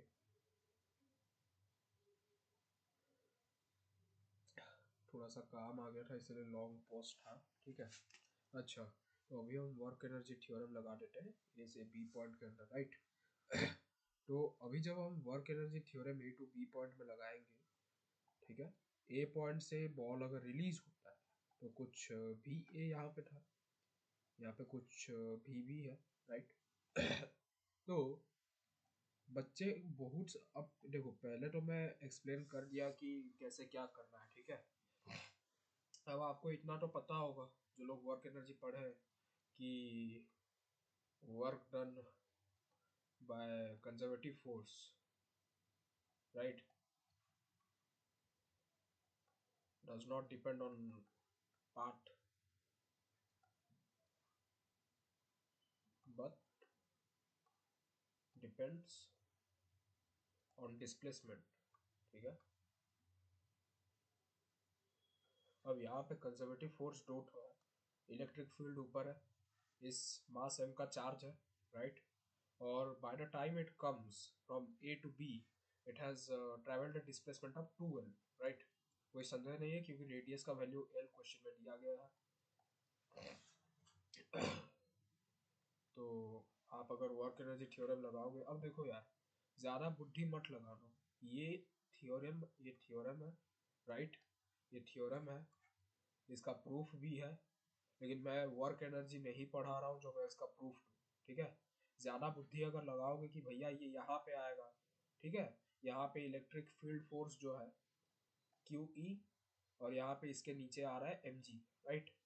तो क्यू ई तो ऊपर है, तो बाय द टाइम जब इसका यहाँ पे डिस्प्लेसमेंट होगा क्यू ई का वर्क डन तो जीरो होगा। बहुत छोटा सा इन्फिनिट स्मॉल डिस्प्लेसमेंट, जो इतना छोटा है कि मान लो वो ए के बहुत पास है, such that it is approximately equal to the locant of A, ठीक है। लेकिन जब यहाँ पे आएगा और यहाँ पे जब उसका डिस्प्लेसमेंट कर्व बनाया जाएगा इस तरीके का, जो इतना छोटा सा डिस्प्लेसमेंट कर्व बनेगा, एक तो सीकेंट बनेगा, तो उस सीकेंट में क्यूई का एक कंपोनेंट तो आएगा, और वो तो 90 डिग्री का कंपोनेंट तो नहीं होगा। तो ऐसे करते करते जब यहाँ पे तुम पहुंचोगे तो अल्टीमेटली सारा कंपोनेंट का सम जो होगा वो इसके बराबर ही हो जाएगा, that is W D by force Q E is equal to, क्योंकि क्यू ई ऊपर है, क्यू इज ऑलवेज अपवर्ड्स, ठीक है, क्योंकि चार्ज पॉजिटिव है, हम एज्यूम किए चार्ज पॉजिटिव है, भले ही क्वेश्चन में ना दिया, इसीलिए मैं बोला स्टार्टिंग में कि मैं चार्ज नेगेटिव भी करके दिखाऊंगा कि उसमें क्या केस होगा, और इलेक्ट्रिक फील्ड तो पॉजिटिव डायरेक्शन में है, प्रोवाइडेड कि ये सब वेक्टर फॉर्म में नहीं है। हम इसको ऐसा लिख सकते हैं क्यू ई, मान लो वेक्टर फॉर्म में भी अगर लिखते हैं, लेकिन मैं क्यू ई डायरेक्ट लिख रहा हूँ क्योंकि ये दोनों, मतलब क्यू ई जो ई है पॉजिटिव में है, अपवर्ड से, तो इसका वेक्टर में भी प्लस जे कैप ही आ जाएगा, ठीक है। हॉरिजॉन्टल अपवर्ड में तो प्लस जे कैप ही आ जाएगा। तो अगर भी किया जाए तो आपका फोर्स तो आप पे ये आ जाएगा, वर्क डन में आपका क्यू ई आ गया, तो यहाँ पे आ जाएगा आपका कॉस में आ जाएगा वैल्यू, कितना आएगा बाय द टाइम, अगर यहाँ पे रहेगा तो ये कॉस 180 होगा, ठीक है। या फिर आप इसको ऐसे लिख सकते हो क्यू, क्यू तो पहले से ही मैग्नीट्यूड ऑफ क्यू मॉड ई, ठीक है, ई वेक्टर का मॉडुलस, क्योंकि आपको बहुत अच्छे से पता है कि work done is equal to, हाँ, Q E cos 180 degree times twice of L, ठीक है। 2l तो पॉजिटिव है, भले ही डिस्प्लेसमेंट डाउनवर्ड्स में है, लेकिन यहाँ पे l जो है रेडियस है, और l को हम अगर पॉजिटिव में रखें तो 2l लिखा जा सकता है, ठीक है, प्रोवाइडेड हम l को ग्रेटर देन जीरो ही कंसिडर कर रहे हैं। लेकिन वेक्टर फॉर्म में रहता तो 2l वेक्टर का मॉड्यूलस रहता, और मेरा आदत है हर चीज़ को मैं वेक्टर फॉर्म में ही लिखता हूँ। मैं बाकी बुक्स की तरह डायरेक्ट डायरेक्ट लिखना मेरे को अच्छा नहीं लगता, आई डोंट रियली लाइक इट, क्योंकि भाई कुछ वेरिएबल अगर एल है, अगर एल डाउनवर्ड्स है, रेडियस है, ठीक है, सो रेडियस को भाई आप वेक्टर फॉर्म में भी लिख सकते हो, राइट। लेकिन अगर आप नहीं लिखो, अगर आप उसको पॉजिटिव में ही रखोगे वो भी ठीक है चलेगा, लेकिन वो थोड़ा स्टैंडर्ड कन्वेंशन के, मतलब आप जैसे जैसे हायर फिजिक्स करते हो ना, कन्वेंशंस को ठीक रखना बहुत ही ज़्यादा इंपॉर्टेंट बन जाता है। बहुत बुक्स में क्या होता है कि they don't really care about variable conventions, लेकिन जनरली इस, मतलब एलिमेंटरी लेवल में, यानी कि सेकेंड ईयर फर्स्ट ईयर के लेवल में जो क्वेश्चंस रहते हैं उनमें एल अगर ऐसा कुछ क्वांटिटी है, ऑप्टिक्स में आपको देखिए ना, यू ग्रेटर देन जीरो भी हो सकता है, यू लेस देन भी जीरो हो सकता है, भी ग्रेटर देन जीरो भी लेस देन जीरो भी हो सकता है। ऑप्टिक्स में डिस्टेंस फ्रॉम द लेंस और द मिरर का मैं बात कर रहा हूँ, वेलोसिटी का बात नहीं, राइट, हो सकता है। लेकिन इसी रीजन के वजह से मॉडुलस ऑफ एल यूज करना अच्छा है फ्रॉम माय पर्सपेक्टिव, मेरे ये में। लेकिन अगर इसको मैथमेटिकली ट्रीट करोगे, जैसे स्टैंडर्ड ज्योमेट्री में हम लोग करते हैं कि मान लीजिए रेडियस अगर मान लो आर है, तो हम आर को तो जनरली पॉजिटिव ही मानते हैं ना, आर को नेगेटिव थोड़ी ना हम मान लेते हैं, आर को नेगेटिव तो नहीं माना जाता है स्टैंडर्ड ज्योमेट्री में, हम तो उसको पॉजिटिव में ही रखते हैं। कोई सर्कल है, उसका रेडियस मान लो आर है, प्रूव करो कि वो परपेंडिकुलर को बाइसेक्ट करेगा, तो हम वहाँ पे तो पॉजिटिव डायनामिक्स के साथ चलते हैं ना। नेगेटिव डायनामिक्स में भी चलने से कोई दिक्कत नहीं रहेगा, बट जनरली तो ये सब पॉजिटिव क्वांटिटीज को ही मतलब ऐसे लिखा जाता है, ठीक है। लेकिन फिर भी मैं कन्वेंशन के साथ लिखता हूँ, इसीलिए आई मेरे हिसाब से तो कन्वेंशन के हिसाब से लिखना ही बहुत अच्छा है, क्योंकि वही फिजिक्स के ट्रू ट्रू स्पिरिट को रखता है। और अगर वो मेंटेन नहीं किया गया, then I don't really think कि भाई उसका कोई मायना है, उसका कोई मतलब मीनिंग है।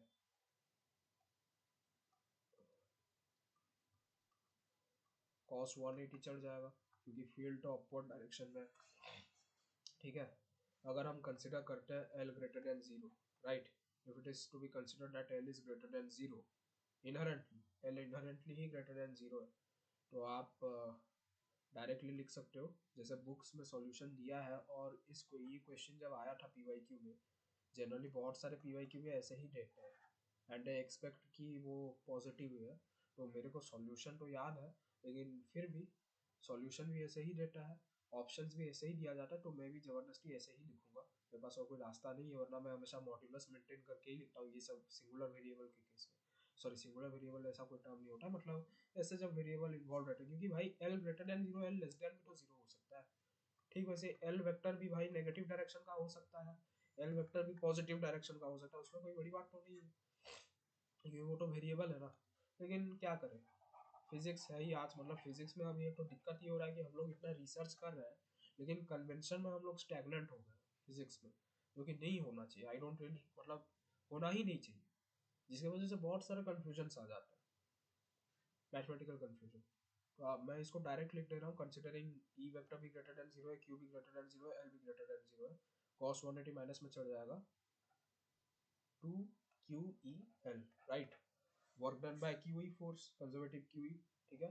ठीक वैसे क्योंकि ए टू बी पॉइंट में आएगा, ऑब्वियस सी बात है ना भाई, 180 डिग्री का मतलब जो डिस्प्लेसमेंट हो रहा है, it is opposite to the direction of force of QE, ठीक वैसे ही वर्क डन बाय, आप अगर mg देखोगे वेट, तो यहाँ पे क्या आ जाएगा mg, देखो यहाँ पे मैं ऐसे भी लिख सकता हूँ, mg वेक्टर भी लिख सकता हूँ, लेकिन कोई आवश्यकता नहीं है, ठीक है, कोई आवश्यकता नहीं है, क्योंकि फिजिक्स में ऐसे आप समझ सकते हो, ये सब जो वेरिएबल वगैरह रहता है, इनको अगर आप एल रखते हो, तो फिजिक्स का एक स्टैंडर्ड कन्वेंशन है कि जो वेक्टर क्वांटिटीज रहता है, इसको आप अगर ये है तो ये हमेशा एल ग्रेटर देन जीरो होता है, ये अगर है तो ये एल लेस देन जीरो ऐसे लिखा जाता है।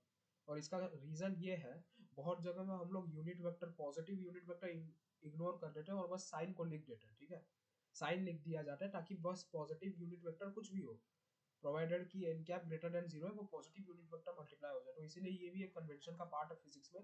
लेकिन दिक्कत ये होता है कि ये कन्वेंशन रे ऑप्टिक्स में ब्रेक कर जाता है, रे ऑप्टिक्स में इसको नहीं यूज किया जाता, या फिर स्टैंडर्ड मैथमेटिक्स में देख लीजिए, mathematics x greater than zero, x less than zero use करता है, लेकिन फिजिक्स यहाँ पे थोड़ा उल्टा कर रहा है ना। लेकिन ये वेक्टर्स में ही ये कन्वेंशन यूज होता है, and optics is the only case जहाँ पे ये पर्टिकुलर वेक्टर कन्वेंशन टूटता है, क्योंकि वहां पे आप you greater than zero, you less than zero ऐसे भी करते हो, ठीक है ना। तो काटो काटो काटो ये सब, तो अभी यही कंसिडर करके चलो।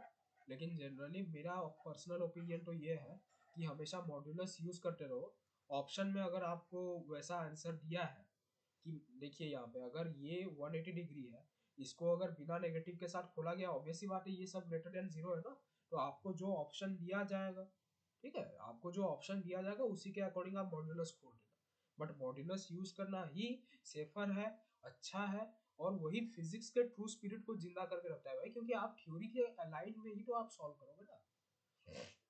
तो इसको तो मैं क्या ही लिखूं, इसको डायरेक्ट लिख देता हूँ, ये क्योंकि यहाँ पे वेट के डायरेक्शन में डिस्प्लेसमेंट हो गया है, तो ये हो जाएगा 2 GML, यानी कि इसको 2 MGL भी लिखना चाहिए था मेरे को, लेकिन फिर भी जो आया पहले लिख दिया। और आपको सीधा डायरेक्टली इसको ऐसे ही लिखा जा सकता था कि मैग्नीट्यूड ऑफ mg वेक्टर और 2L वेक्टर का मैग्नीट्यूड, और फिर आपका हो जाएगा यहाँ पे cos 0 डिग्री, राइट। यहाँ पे जी वेक्टर तो हमेशा नेगेटिव में रहता है, लेकिन उसका मैग्नीट्यूड तो एम जी आ जाना चाहिए। जो मैं बोला था कि फिजिक्स में वेक्टर कन्वेंशंस में एक ऐसे ये को ग्रेटर देन जीरो रखते हैं, इसको लेस देन जीरो कर दिया जाता है, एम जी डायरेक्ट लिखा जा सकता है।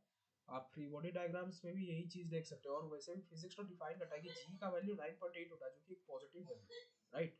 तो वो भी मतलब एक टाइप का मतलब बोनस पॉइंट हो गया कन्वेंशंस को समझने में। तो ये आपका हो जाएगा डायरेक्ट जो आंसर आया 2 mgl।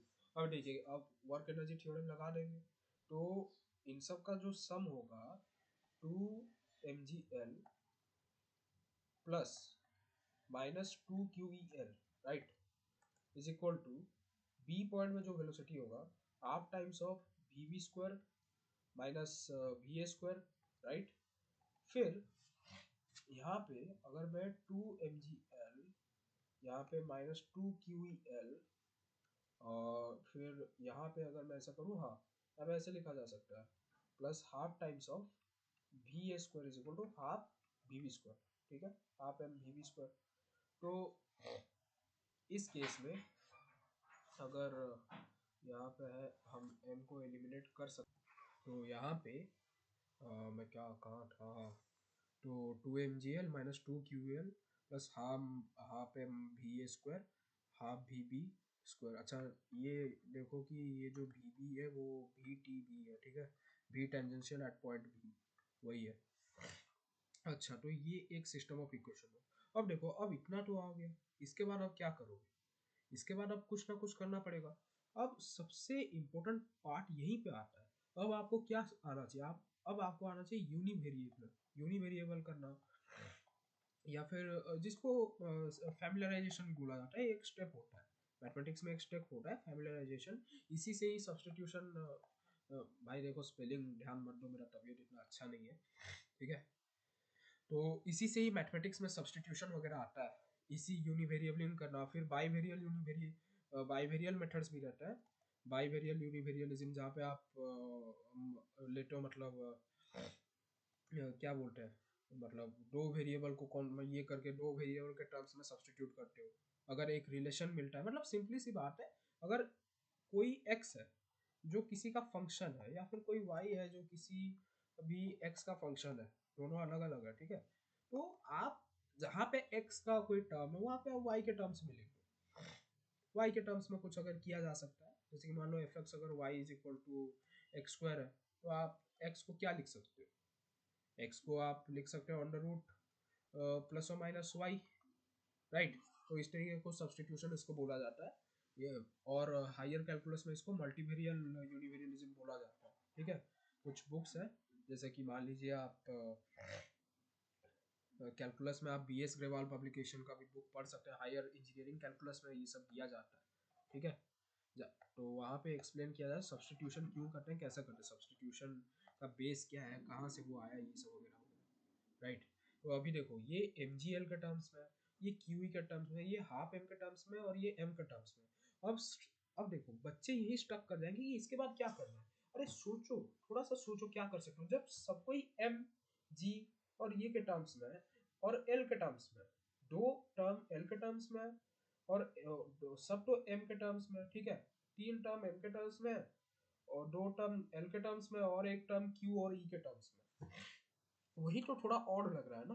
मान लो अगर हम किसी तरीके से दोनों साइड से एम कैंसिल कर सकते हैं, तो अभी हम चलते हैं पुराने रिलेशन के पास। यहाँ पे एक्चुअली ये आर नहीं एल होना चाहिए, मैं बाद में करेक्शन किया था इसको, मेरे को याद आ गया, तो यहाँ पे एल रहना चाहिए, ठीक है, क्योंकि क्वेश्चन एल स्पेसिफाई किया है। तो 14 mgl plus Q E L is equal to M we T B square, ठीक है। यहाँ से क्यू ई एल का वैल्यू आ गया, राइट, उसकी जगह आप सब्सटीट्यूट कर दो, यानी कि 2 mgl minus twice of Q E L, Q E L का वैल्यू क्या था, हाफ टाइम्स की कितना था ना, हाफ टाइम्स नहीं, M we T B square, हाँ, M we T B square, M we T B square minus 14 times of M G L is equal to half times of M, हाँ, यहाँ पे M B लिखने की कोई आवश्यकता नहीं है, ठीक है, ये तो टी ही होना चाहिए। चलो ठीक है, इसको करेक्ट कर देता हूँ,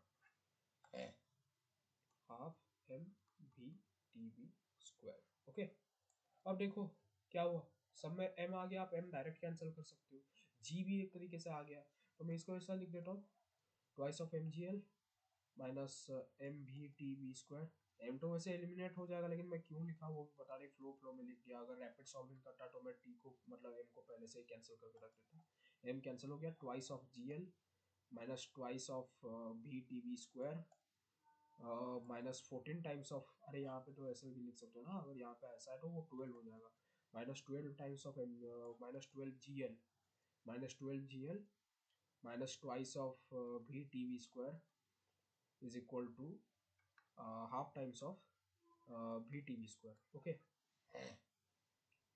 तो फिर आप यहाँ पे लिख सकते हो कि अगर 12 एम के बराबर है तो यहाँ पे हो जाएगा आपका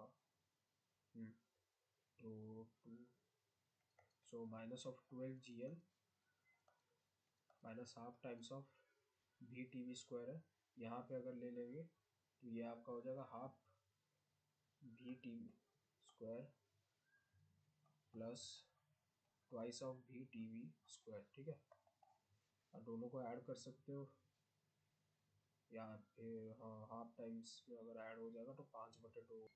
यार लेकिन एक गलती हो गया मेरे से, एक गलती हो गया, ठीक है, सॉरी, थोड़ा सा मतलब टाइम वेस्ट हो गया, ये सबको इरेज करना पड़ेगा। गलती कहाँ हुआ जानते हो ना, हमको V1 निकालने बोला, हमको VA निकालने बोला एक्चुअली, जो क्वेश्चन में दिया है, ठीक है, हमको VA निकालने बोला है, लेकिन मैं टीवी मतलब बी पॉइंट के वेलोसिटी की तरफ जा रहा था, तो यहाँ पे ऑर्डर को रिवर्स करना पड़ेगा। ऑर्डर रिवर्स करने का मतलब क्या होता है कि यहाँ पे अगर मेरा 2 mgl के टर्म्स में है, तो मैं जो 2QEL और VB स्क्वायर है, ठीक है, तो वहाँ पे मेरे को थोड़ा चेंज करना पड़ेगा, यानी कि मेरे को जाना पड़ेगा पीछे। अब देखते हैं कि कुछ एक तो ऐसा आना चाहिए, 14 mgl plus QEL is equal to इतना का बराबर है। हाँ, मेरे को इस इक्वेशन में VA को प्रिजर्व करना पड़ेगा, VA को प्रिजर्व करना पड़ेगा, VB को एलिमिनेट करना पड़ेगा या उसके टर्म्स में एक्सप्रेस करना पड़ेगा। तो चेक करते हैं क्या है ये इक्वेशन में, 14 mgl is equal to M we T V square, हाँ कोई बात नहीं, हो जाएगा, M we T V square की जगह रख ही देते हैं, 2 mgl minus 2QEL plus half times of M V A square, direct substitute कर देते हैं, एम वी बी स्क्वायर का वैल्यू कितना आया था, अरे यार, QEL is equal to M we T V, तो 14 mgl प्लस QEL, ठीक है, 14 mgl प्लस QEL, राइट, अब तो हो ही गया, half M V A square is equal to 7 times of mgl, और यहाँ पे QEL बाय प्लस में आ जाएगा, plus QEL bye 2 plus 2QEL फिर माइनस 2 mgl, ठीक है, डायरेक्ट आप लिख सकते हो half M V A square is equal to, इसको अगर इससे ऐड कर दोगे तो ये आपका 5/2 आ जाएगा, यहाँ पे आ जाएगा आपका 5 mgl प्लस 5 QEL, ठीक है,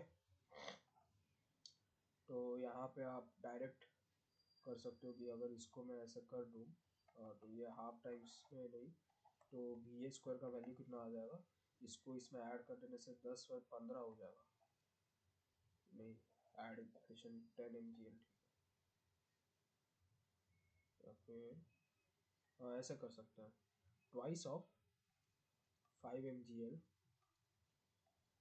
plus 5QEL by 2 upon m, ठीक है, तो इसको डायरेक्ट किया जा सकता है, VA square is equal to यहाँ पे 10 हो जाएगा, 10 mgl प्लस 5QEL, ठीक है, QL ही लिख देता हूँ क्योंकि ई मिस हो गया, बाय m, और अब तो आ ही गया, therefore VA is equal to, क्योंकि प्लस और माइनस वैल्यू में तो अगर रखोगे, क्योंकि VA स्क्वायर है तो उसके टर्म्स में है, तो आप इसको प्लस और minus 10 mgl plus 5QEL upon m लिख सकते हो, क्योंकि VA का कुछ भी वैल्यू हो, VA की जगह में आप इसको पुट करोगे आंसर वही आ जाएगा, ठीक है, डिपेंड करता है कि आपका ऑप्शन में क्या दिया होगा प्लस और माइनस में से, क्योंकि पर्सनली आई वुड से कि velocity of a negative I cap के डायरेक्शन में है, so I would go with in the vector form. इसका आंसर हो जाएगा minus under root 10 mgl plus 5 QEL upon m I cap, right. इस तरीके से आ जाएगा। मैग्नीट्यूड फॉर्म में नेगेटिव नहीं रहता है कभी भी, क्योंकि अंडर रूट तो हमेशा प्रिंसिपल अंडर रूट जो रहता है वो हमेशा आपका पॉजिटिव ही होना चाहिए। तो V A is equal to by magnitude, ठीक है। आप डायरेक्ट वी ए लिख सकते हो, या फिर मैं पर्सनली रिकमेंड करता हूँ मॉड वी ए लिखना, या मॉड वी ए, या फिर मॉड और स्लैश में ऐसे लिखता हूँ, मॉड भी ऐसा करके लिखता हूँ, क्योंकि मॉड्यूलस ही लिखना चाहिए।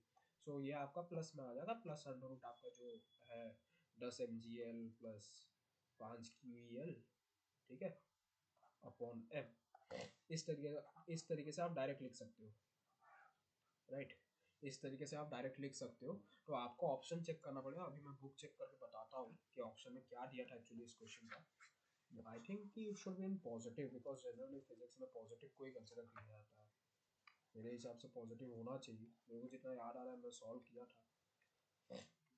एक्सप्लेन कर करके सॉल्व करना ना एक्चुअली बहुत ज़्यादा ही एफर्ट्स लेता है, तो इसीलिए इतना टाइम लगा, वरना क्वेश्चन इतना इजी है कि मतलब यस एब्सोल्युटली वही है, आंसर इज सेम।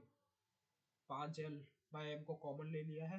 हाँ वो भी किया जा सकता है, आप ऑप्शन से भी एनालाइज कर सकते हो कि वी ए को आप ऐसे अंडर रूट 5l/m कॉमन ले लोगे तो यहाँ पे हो जाएगा 2 mg आ जाएगा और एक QE आ जाएगा। That's also correct, that's absolutely correct, उसमें भी कुछ गलत नहीं है, राइट।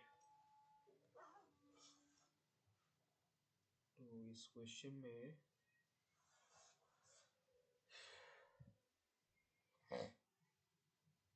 हाफ mgl इस तरीके से आया, ठीक है। तो यहाँ पे क्या क्या कॉन्सेप्ट्स तो बहुत सारे एक्सप्लेन हो ही गए, वैसे कैसे करना होता है, क्या करना होता है, राइट। हाँ मैं और एक बात बोल रहा था, अगर चार्ज लेस देन 0 होता तो क्या कॉन्सिक्वेंसेस होता। कोई बात नहीं, देख लेते हैं। इस एक्सप्रेशन में अगर q लेस देन 0 रहता, राइट, अगर q लेस देन 0 रहता, अंडर रूट को वैलिड होने के लिए 10 mgl plus 5 QEL upon m has to be greater than 0। अगर हम एक केस लेते हैं जहाँ पे q लेस देन 0 है, ध्यान से सुनो, अगर q लेस द प्रोसेस तो सेम ही रहेगा, बस कन्वेंशंस और अंडरस्टैंडिंग में थोड़ा चेंज आएगा। अगर q लेस देन 0 हो गया तो आप यहाँ पे ऐसा करो, अगर इसको ग्रेटर देन 0 ही रखना है तो आपको एक इंटरसेक्शन लेना पड़ेगा। तो 10 mgl plus 5 QEL is greater than 0, क्योंकि मास तो ग्रेटर देन 0 है, उसको मैं उस तरफ ले सकता हूँ। और यहाँ पे L को भी कॉमन ले लेता हूँ, L क्योंकि पॉजिटिव है, so it don't really affect. तो 10 mg plus 5 QE has to be greater than 0। अब इस होल एक्सप्रेशन को अगर ग्रेटर देन 0 होना है तो इनका प्रोडक्ट भी तो भाई ग्रेटर देन 0 होना पड़ेगा ना। ये तो पहले से ही ग्रेटर देन 0 है, but if it has to be greater than 0 then absolute case में इसके प्रोडक्ट को भी ग्रेटर देन 0 होना पड़ेगा, ठीक है। इसके प्रोडक्ट को भी ग्रेटर देन 0 होना पड़ेगा। सो प्रोडक्ट को अगर ग्रेटर देन 0 होना है तो इस केस में दो ही केस पॉसिबल है, या तो q ग्रेटर देन 0 हो और उसके साथ e भी ग्रेटर देन 0 हो, या फिर अगर q लेस देन 0 है तो e को भी लेस देन 0 होना पड़ेगा, राइट। तो q लेस देन 0 का भी हम केस एनालाइज कर लिए, मैथमेटिक्स लगा लेकिन कितना अच्छा लगा ना, इमीडिएटली एनालाइज कर लिए। और इस चीज को करने का और भी अच्छा तरीका ये, जो लोकेशन ऑफ रूट्स पढ़ा होगा वो इस मैनिपुलेशन एग्जैक्टली नहीं, इस एनालिसिस को डायरेक्टली समझ रहा होगा। लोकेशन ऑफ रूट्स में प्रोडक्ट एनालिसिस किया जाता है, कोफिशिएंट प्रोडक्ट एनालिसिस, यानी कि constant term and coefficient of x square का प्रोडक्ट एनालिसिस किया जाता है लोकेशन ऑफ रूट्स में, क्वाड्रेटिक में। तो वो आराम से समझ जाएगा, या फिर स्टैंडर्ड इनइक्वालिटीज भी अगर कोई किया होगा वो बहुत इजीली समझ जाएगा, राइट। और एक चीज अगर देखा जाए, सोचे 10 mg has to be greater than -5 of QE, right।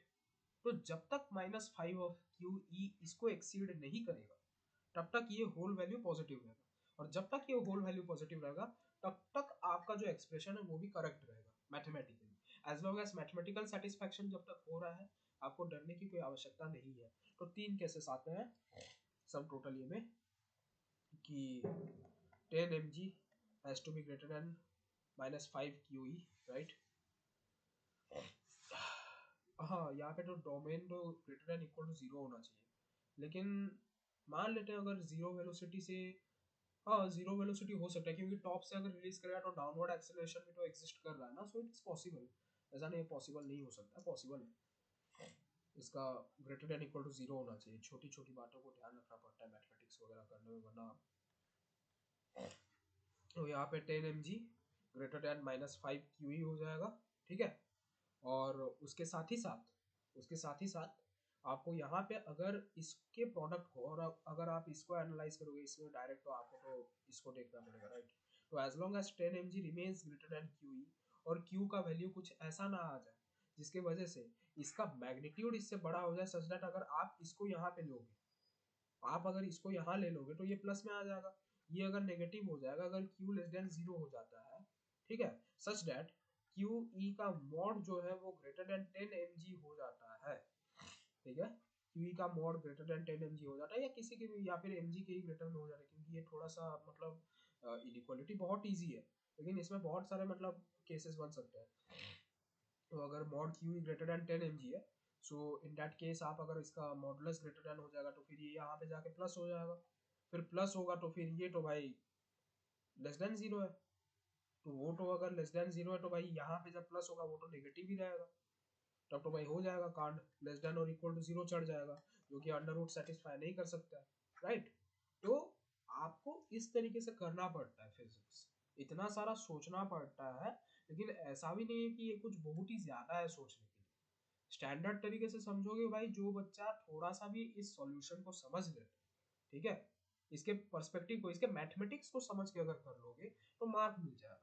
लेकिन प्रॉब्लम सॉल्विंग के फिलोसॉफी को अगर समझना है तो आपको इतना सारा फैक्टर कंसिडर करना पड़ेगा, तभी जाके आप maximum hardest to hardest level of problem solve कर पाओगे, इलेक्ट्रोस्टैटिक्स में भी और चार्ज डायनेमिक्स में भी। क्योंकि चार्ज डायनेमिक्स का सबसे बड़ा डिसएडवांटेज होता है यहाँ पे चार्ज साइन स्पेसिफिक रहता है। हम जब ग्रेविटी पढ़ते हैं, ग्रेविटेशन पढ़ते हैं, वहां पे मास साइन स्पेसिफिक नहीं होता, वहां पे फील्ड साइन स्पेसिफिक होता है। लेकिन चार्ज डायनेमिक्स में क्या होता है, जनरली जनरली इलेक्ट्रिक फील्ड तभी पॉजिटिव रहता है। चार्ज डायनेमिक्स में दो केस बन सकते हैं, चार्ज में आपका साइन डायनेमिक्स आ जाएगा, चार्ज पॉजिटिव नेगेटिव भी हो सकता है, ठीक है, greater than less than zero. Electric field में अगर सोर्स चार्ज जो है, सोर्स चार्ज रहता है ना भाई, सोर्स चार्ज अगर आपका ग्रेटर देन मतलब पॉजिटिव है तो फील्ड पॉजिटिव होगा, अगर लेस है तो लेस देन होगा, राइट। तो उसके ऊपर आपको कुछ नोट्स वगैरह बनाने पड़ते हैं अच्छे, मतलब ये में, ताकि आप चार्ज डायनेमिक्स में कभी कंफ्यूज ना हो। देन दैट अगर मैं यहाँ पे देखूँ तो अगर ये Q लेस देन जीरो रहता तो भी कुछ अफेक्ट नहीं करता, क्योंकि पॉजिटिव साइन तो मेंटेन रहेगा ही। फॉर एग्जांपल यहीं पे देख लीजिए ना, अगर आपका Q अगर लेस देन जीरो है, चार्ज अपवर्ड है, आप इसको नीचे लेके आते हो, तो पोटेंशियल एनर्जी का जो वैल्यू होगा वो स्टिल क्यू, वहां पे अगर आप उसको नीचे लेके आ रहे हो यानी कि फील्ड ऑपोजिट डायरेक्शन में है, तो ऑपोजिट चार्जेस का केस है, ठीक है, ऑपोजिट चार्जेस का केस है। यहाँ तक आया, यहाँ तक अट्रैक्शन हुआ, एल डिस्टेंस का अट्रैक्शन हुआ, फिर वेक्टोरियली यहाँ तक आया तो एल का रिपल्शन हुआ, तो वो थोड़ा अलग केस बन जाएगा, उसको भी मतलब देख देख ही लेते हैं क्या होगा। तो Q अगर लेस देन जीरो होता है तो क्यू ई जो है, प्रोवाइडेड ई को ग्रेटर देन जीरो रखा गया तो ये तो लेस देन जीरो चढ़ जाएगा, और जब ये लेस देन जीरो चढ़ रहा है तो पोटेंशियल एनर्जी का वैल्यू क्या होगा, क्यू ई टू एल, अगर मैं रखा था -QE2L, क्योंकि इलेक्ट्रिक फील्ड उस डायरेक्शन में, चार्ज नीचे आ रहा है, ठीक है, और यहाँ पे ये -cos 180 डिग्री है, ठीक। तो यहाँ पे वर्क डन पॉजिटिव हो जाएगा, तो क्या ये सही है वर्क डन पॉजिटिव होना, क्योंकि Q अगर लेस देन जीरो है तो -Q तो ग्रेटर देन जीरो ही हो जाएगा, E भी ग्रेटर देन जीरो है, 2L भी ग्रेटर देन जीरो है, तो क्या ये सही है, एक बार सोचते हैं सही है क्या, है ना।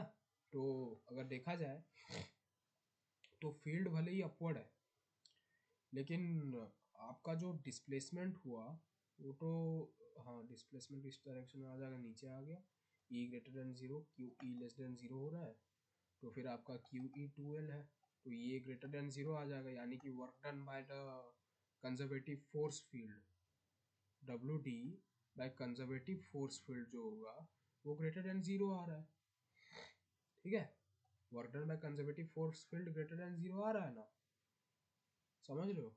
तो इसीलिए आपको वहाँ पे माइनस भी नहीं रखना चाहिए था, आपको वहाँ पे ऐसा करना पड़ेगा, मॉडुलस ऑफ क्यू, वहाँ पे आप मॉड क्यू ई अभी भी रखोगे, फिर 12 फिर रखोगे, ठीक है।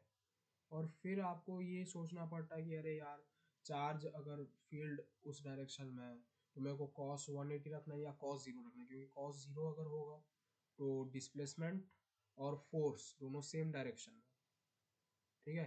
लेकिन अगर फोर्स यहाँ पे नेगेटिव होता, डिस्प्लेसमेंट नीचे हो रहा है, फील्ड के बारे में भूल जाओ, फोर्स जो है फोर्स भी नीचे की तरफ ही आ रहा है, राइट, तो सही होता, ठीक है, आपका एनालिसिस भी सही होता, ग्रेटर देन जीरो, समझ गए। तो मैं एक्चुअली फील्ड को देख रहा था, फील्ड नहीं, सो गलत हो रहा था, इसीलिए थोड़ा माइंड फॉगिंग हो रहा था, ब्रेन मतलब थोड़ा सा काइंड ऑफ बोल सकते हो, दिमाग फ्राई हो रहा था, लेकिन ऐसा नहीं है। आपको क्यू ई को होल में एनालाइज करना है। अगर Q E less than zero है या फिर क्यू ई के वेक्टर फॉर्म में अगर ये नेगेटिव है तो डिस्प्लेसमेंट भी आपका नीचे ही आ रहा है, डिस्प्लेसमेंट भी नीचे आ रहा है, तो ऑब्वियस सी बात है work done by the conservative field positive है, sorry conservative force not field, बहुत, अरे यार, कंजर्वेटिव फोर्स, कंजर्वेटिव फील्ड का फोर्स का द्वारा जो वर्क है वो पॉजिटिव है, ठीक है। फील्ड नहीं बोल सकता हूँ, वर्क डन बाय फील्ड अलग है, वो पोटेंशियल होता है, और उसको वर्क डन बाय फील्ड भी नहीं बोलना चाहिए, बहुत बुक्स गलत डेफिनेशन देते हैं, ठीक है। थोड़ा थोड़ा कंफ्यूज हो रहा था, लेकिन एनीवेज जब Q E less than zero आ रहा है या फिर नेगेटिव आ रहा है वेक्टर में, तो डिस्प्लेसमेंट भी नीचे की तरफ हो रहा है, तो ऑब्वियस सी बात है work done by the conservative force भी जो है ग्रेटर देन जीरो आ रहा है, तो पोटेंशियल भी आ रहा है, तो बाकी सारा रिलेशन जो है आपका होल्ड करेगा, उसमें कोई दिक्कत की बात नहीं है। और जनरली बोर्ड्स में ये बहुत अच्छा होता है कि आप दोनों ही चार्ज के केस को समझा दो, है ना, दोनों चार्जेस के केस को अगर समझा दोगे वो और अच्छा होता है बोर्ड्स में। लेकिन जेईई और मान लीजिए फिजिक्स ओलंपियाड, जैसे मान लीजिए एनएससीपी हो गया, जो मैं दिया हूँ और क्वालिफाई भी किया हूँ एनएससीपी, ठीक है, भोकुआ नहीं हूँ मैं, एनएससीपी, फिर आईपीएचओ, आईएनपीएचओ हो गया, फिर बार्क का भी एग्जाम रहता है, Bhabha atomic research centre, BARC, ये सब जो रहता है, इसमें आपको ये सोचना नहीं पड़ेगा क्योंकि वहाँ ऑप्शन रहता है। लेकिन अगर कोई सब्जेक्टिव है, सब्जेक्टिव एग्जाम है, देन इट्स, मैं तो हमेशा भाई, मैं अभी तक मैं वैसे तो ज़्यादा सब्जेक्टिव एग्जाम दिया नहीं हूँ, मैं सब्जेक्टिव सॉल्विंग किया हूँ बहुत ज़्यादा।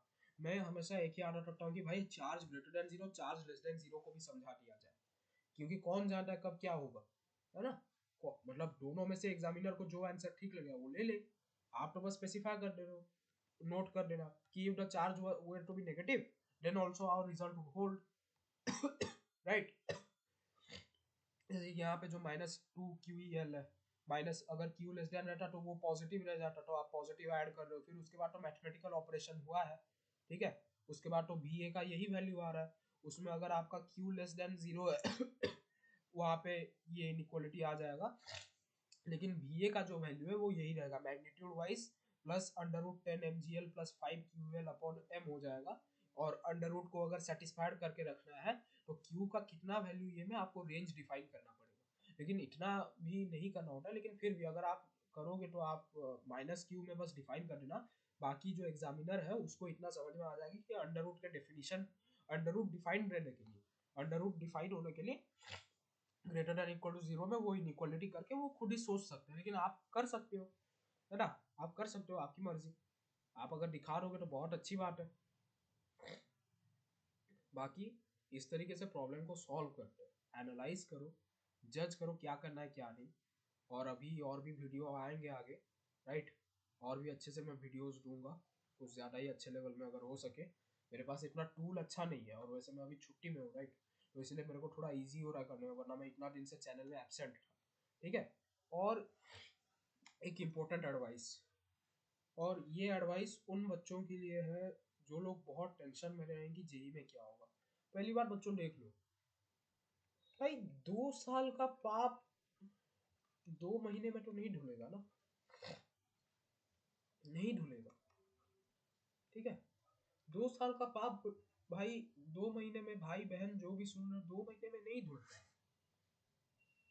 2 साल से मैं प्रेप कर रहा हूँ, 2 साल से मैं प्रेप कर रहा हूँ, फिर भी मैं 2 कदम पीछे ले रहा हूँ। जो 6-6 साल से प्रेप करते हैं ना, जनवरी अटेम्प्ट उनके लिए होता है, 2 साल से भी प्रेप करने वाले के केस में मेरे साथ एक ऐसा थोड़ा मतलब हुआ था, एक दिक्कत हुआ था, पर्टिकुलर दिक्कत एकेडमिक्स का हुआ था, जिसकी वजह से है ना मेरे को थोड़ा बैक स्टेप लेना पड़ रहा है। 2 साल का पाप को ढूंढने के लिए बेटा मिनिमम 4 महीने या फिर उससे ज्यादा चाहिए, ठीक है, 4 महीने से ज्यादा या फिर उसके बराबर। 2 साल का पाप 2 महीने में नहीं धुल जाता है,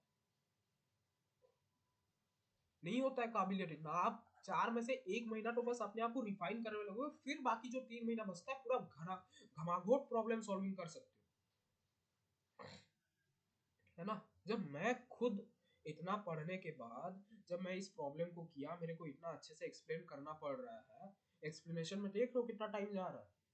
प्रॉब्लम तो बहुत इजी है, फटाफट मैं आंसर निकाल दिया सोच सोच के कि अरे यहाँ पे तो ऐसे करना होगा, भी ये निकालना होगा, मैं भी में गलत किया था, भी को कंजर्व करके रखा था, मतलब इक्वेशन में रखा था, मेरे को भी एलिमिनेट करके भी को रखना है। ये सब तो कोई भी सोच लेगा, लेकिन इतना डेप्थ में जाके सोचना कि चार्ज लेस देन जीरो होने से क्या होगा, पोटेंशियल का क्या होगा, साइन का क्या होगा, वगैरह वगैरह, ये सब कन्वेंशंस में महारत करना, वो सब भाई टाइम लगता है, एक ही दिन में नहीं हो जाता, ठीक है, एक ही दिन में बिल्कुल नहीं होता ये सब। तो अभी स्पेशली मतलब जेई एस्पिरेंट्स के लिए, बोर्ड्स के लिए भी मैं एक ही चीज बोलूंगा, वाईटी बंद करो, ठीक है, वाईटी बंद करो, बुक उठाओ, ठीक है, खुद पढ़ो। भाई मैं अकेला ही शायद ऐसा बच्चा हूँ, और जानते हो मैं 2 स्टेप पीछे इसीलिए ले रहा हूँ क्योंकि मैं प्योरली सेल्फ स्टडी पे ही रिलाय करता हूँ। भाई ये सब डाउट अगर आप टीचर से पूछोगे ना, बौखला जाएगा कि अरे यार क्यों ये बच्चा कितना पूछ रहा है, क्यू लेस देन जीरो होने से क्या होगा, फील्ड ग्रेटर देन जीरो होने से क्या होगा, लेस देन जीरो होने से क्या होगा, वो खुद पागल हो जाएगा भाई, समझ लो। ये ग्रेविटेशन नहीं है, फिजिक्स में सब इजी है, लेकिन इलेक्ट्रोस्टैटिक्स इतना कचड़ा इसीलिए होता है क्योंकि यहाँ पे चार्ज का साइन रहता है। यहाँ पे जो एनालॉग ऑफ मास है, ठीक है, जिसको हम चार्ज बोलते हैं, वो साइन स्पेसिफिक है। आप कभी कैपेसिटेंस पढ़ रहे होगे कहीं पे नेगेटिव चार्ज की जगह माइनस, एनसीईआरटी का ही बात कर लो ना, एनसीईआरटी क्या डिफाइन करता है, कॉलम फोर्स को कैसे डिफाइन करता है, F vector is equal to K Q1 Q2 by R square R cap, right, इस तरीके से डिफाइन करता है ना। और क्या बोलता है कि आर कैप अगर ग्रेटर देन जीरो रहे कोई दिक्कत नहीं है, क्योंकि Q1 Q2 तो साइन स्पेसिफिक रहेंगे, Q1 में से कोई अगर लेस देन जीरो होगा तो वो आर कैप के पास ऑटोमेटिकली जाके मतलब उसका ट्रू वेक्टर फॉर्म दिखा देगा, लेकिन वहीं पे कैपेसिटेंस में minus Q less than R दिखाता है। ये तो हिपोक्रेसी होता है ना मेरे भाई। एनसीईआरटी और जितने भी फिजिसिस्ट हैं, सॉरी फिजिसिस्ट जितने भी हैं जो हायर एजुकेशन में पढ़ाते हैं, राइट, वो लोग बिल्कुल भी इस चीज को सपोर्ट नहीं करते हैं। हाई स्कूल टीचर्स मान लीजिए, या फिर जो टीचर्स अभी ओलंपियाड्स वगैरह पढ़ा रहे हैं एक्सेट्रा, ओलंपियाड टीचर्स को भी छोड़ दीजिए, जो लोग जेई वगैरह पढ़ा रहे हैं वो लोग इतना डीप में नहीं जाते हैं। वो लोग बस सॉल्यूशन दे देंगे, बोलेंगे बेटा सॉल्यूशन है, आप एनर्जी कंजर्वेशन समझ गए, वेरिएबल निकालना सीख गए, उतने में आंसर आ जाएगा। लेकिन भाई इतना डीप एनालिसिस करना वो लोग नहीं सिखाएंगे, ठीक है, इतना डीप एनालिसिस करना कि एल भी हो सकता है यहाँ पे, मॉड्यूलस लेना चाहिए, क्यों लेना चाहिए, ये सब नहीं सिखाते हैं वो लोग, ठीक है ना, वो सब नहीं सिखाते। बहुत सारे बुक्स भी यही चीज करते हैं, वो लोग भी नहीं दिखाते हैं भाई, मॉड्यूलस दिखाना चाहिए। आप अगर ऑप्टिक्स में, रे ऑप्टिक्स में अगर आप u greater than zero, u less than zero use कर रहे हो, तो मैकेनिक्स में भाई साहब u greater than zero, u minus u less than zero use करने का क्या मतलब है? कोई सेंस बनता है इस बात का? नहीं बनता है सेंस। इसीलिए हर चीज को फिजिक्स में वेक्टर फॉर्म में ही एनालिसिस करो। मैं जो भी करता हूँ वेक्टर फॉर्म में एनालिसिस करता हूँ, अदर देन दैट मैं कभी एनालिसिस नहीं करता, because I do not trust the solutions. Solution ठीक है, वो लोग पहले से ही अपने मन में ठान के रखे कि यार एल को पॉजिटिव होना पड़ेगा, एल दिखा के रखा है एल पॉजिटिव है, लेकिन ऐसे काम नहीं करता ना कन्वेंशन, तो कन्वेंशन ऐसे काम नहीं करता है। तो अगर आप फिजिक्स के पॉइंट ऑफ व्यू से चल रहे हो, वेक्टर्स के पॉइंट ऑफ व्यू से चल रहे हो, तो या तो भाई रे ऑप्टिक्स में भी ये वाला मतलब कन्वेंशन लगाओ, अगर आप स्टैंडर्ड मैथमेटिकल पीओवी से चल रहे हो तो मैकेनिक्स में भी ये चीज लगाओ। लेकिन मैकेनिक्स में ये इसीलिए नहीं लगता है क्योंकि मैकेनिक्स में खाली वेरिएबल जो रहता है, स्टैंडर्ड मतलब नॉर्मल ये में अगर ये एक मैग्नीट्यूड है किसी वेक्टर का तो ये खाली रिप्रेजेंट करता है पॉजिटिव को रिप्रेजेंट करता है। लेकिन वहीं पे आप अगर वर्क एनर्जी में जाओ तो work greater than zero work less than zero भी हो सकता है। यानी कि स्केलर में मैथमेटिक्स का मतलब एप्लीकेशन लगा रहा है अलजेब्रिक एनालिसिस कि x greater than zero x less than zero हो सकता है। लेकिन जब मैकेनिक्स में आते हो तो u ग्रेटर देन जीरो होगा और minus u less than zero होगा क्योंकि अगर वो वेक्टर क्वांटिटी का मैग्नीट्यूड है तो, है ना। तो फिजिक्स को मास्टर करने के लिए इतना टाइम देना पड़ता है आपको कन्वेंशन को। मैं स्टैंडर्ड कन्वेंशन क्या यूज करता हूँ जानते हो, u greater than zero minus u less than zero. मैं वेक्टर कन्वेंशन ही यूज करता हूँ जहां पे वेक्टर क्वांटिटीज इन्वॉल्व रहता है उसके बाद में सब्स्टिट्यूशन कर देता हूँ let minus u is equal to u dash इस तरीके से, राइट। तो ये उसके मतलब जो एग्जामिनर है वो जो सीखते सीखते आया है गलत चीज उसको भी सेटिस्फाई कर देता है, मेरा मार्क भी बच जाता है और जो सही चीज मैं सीख रहा हूँ वो भी समझ में आ जाता है मेरे को, है ना। तो इस तरीके से फिजिक्स को समझने के लिए बहुत टाइम देना पड़ता है।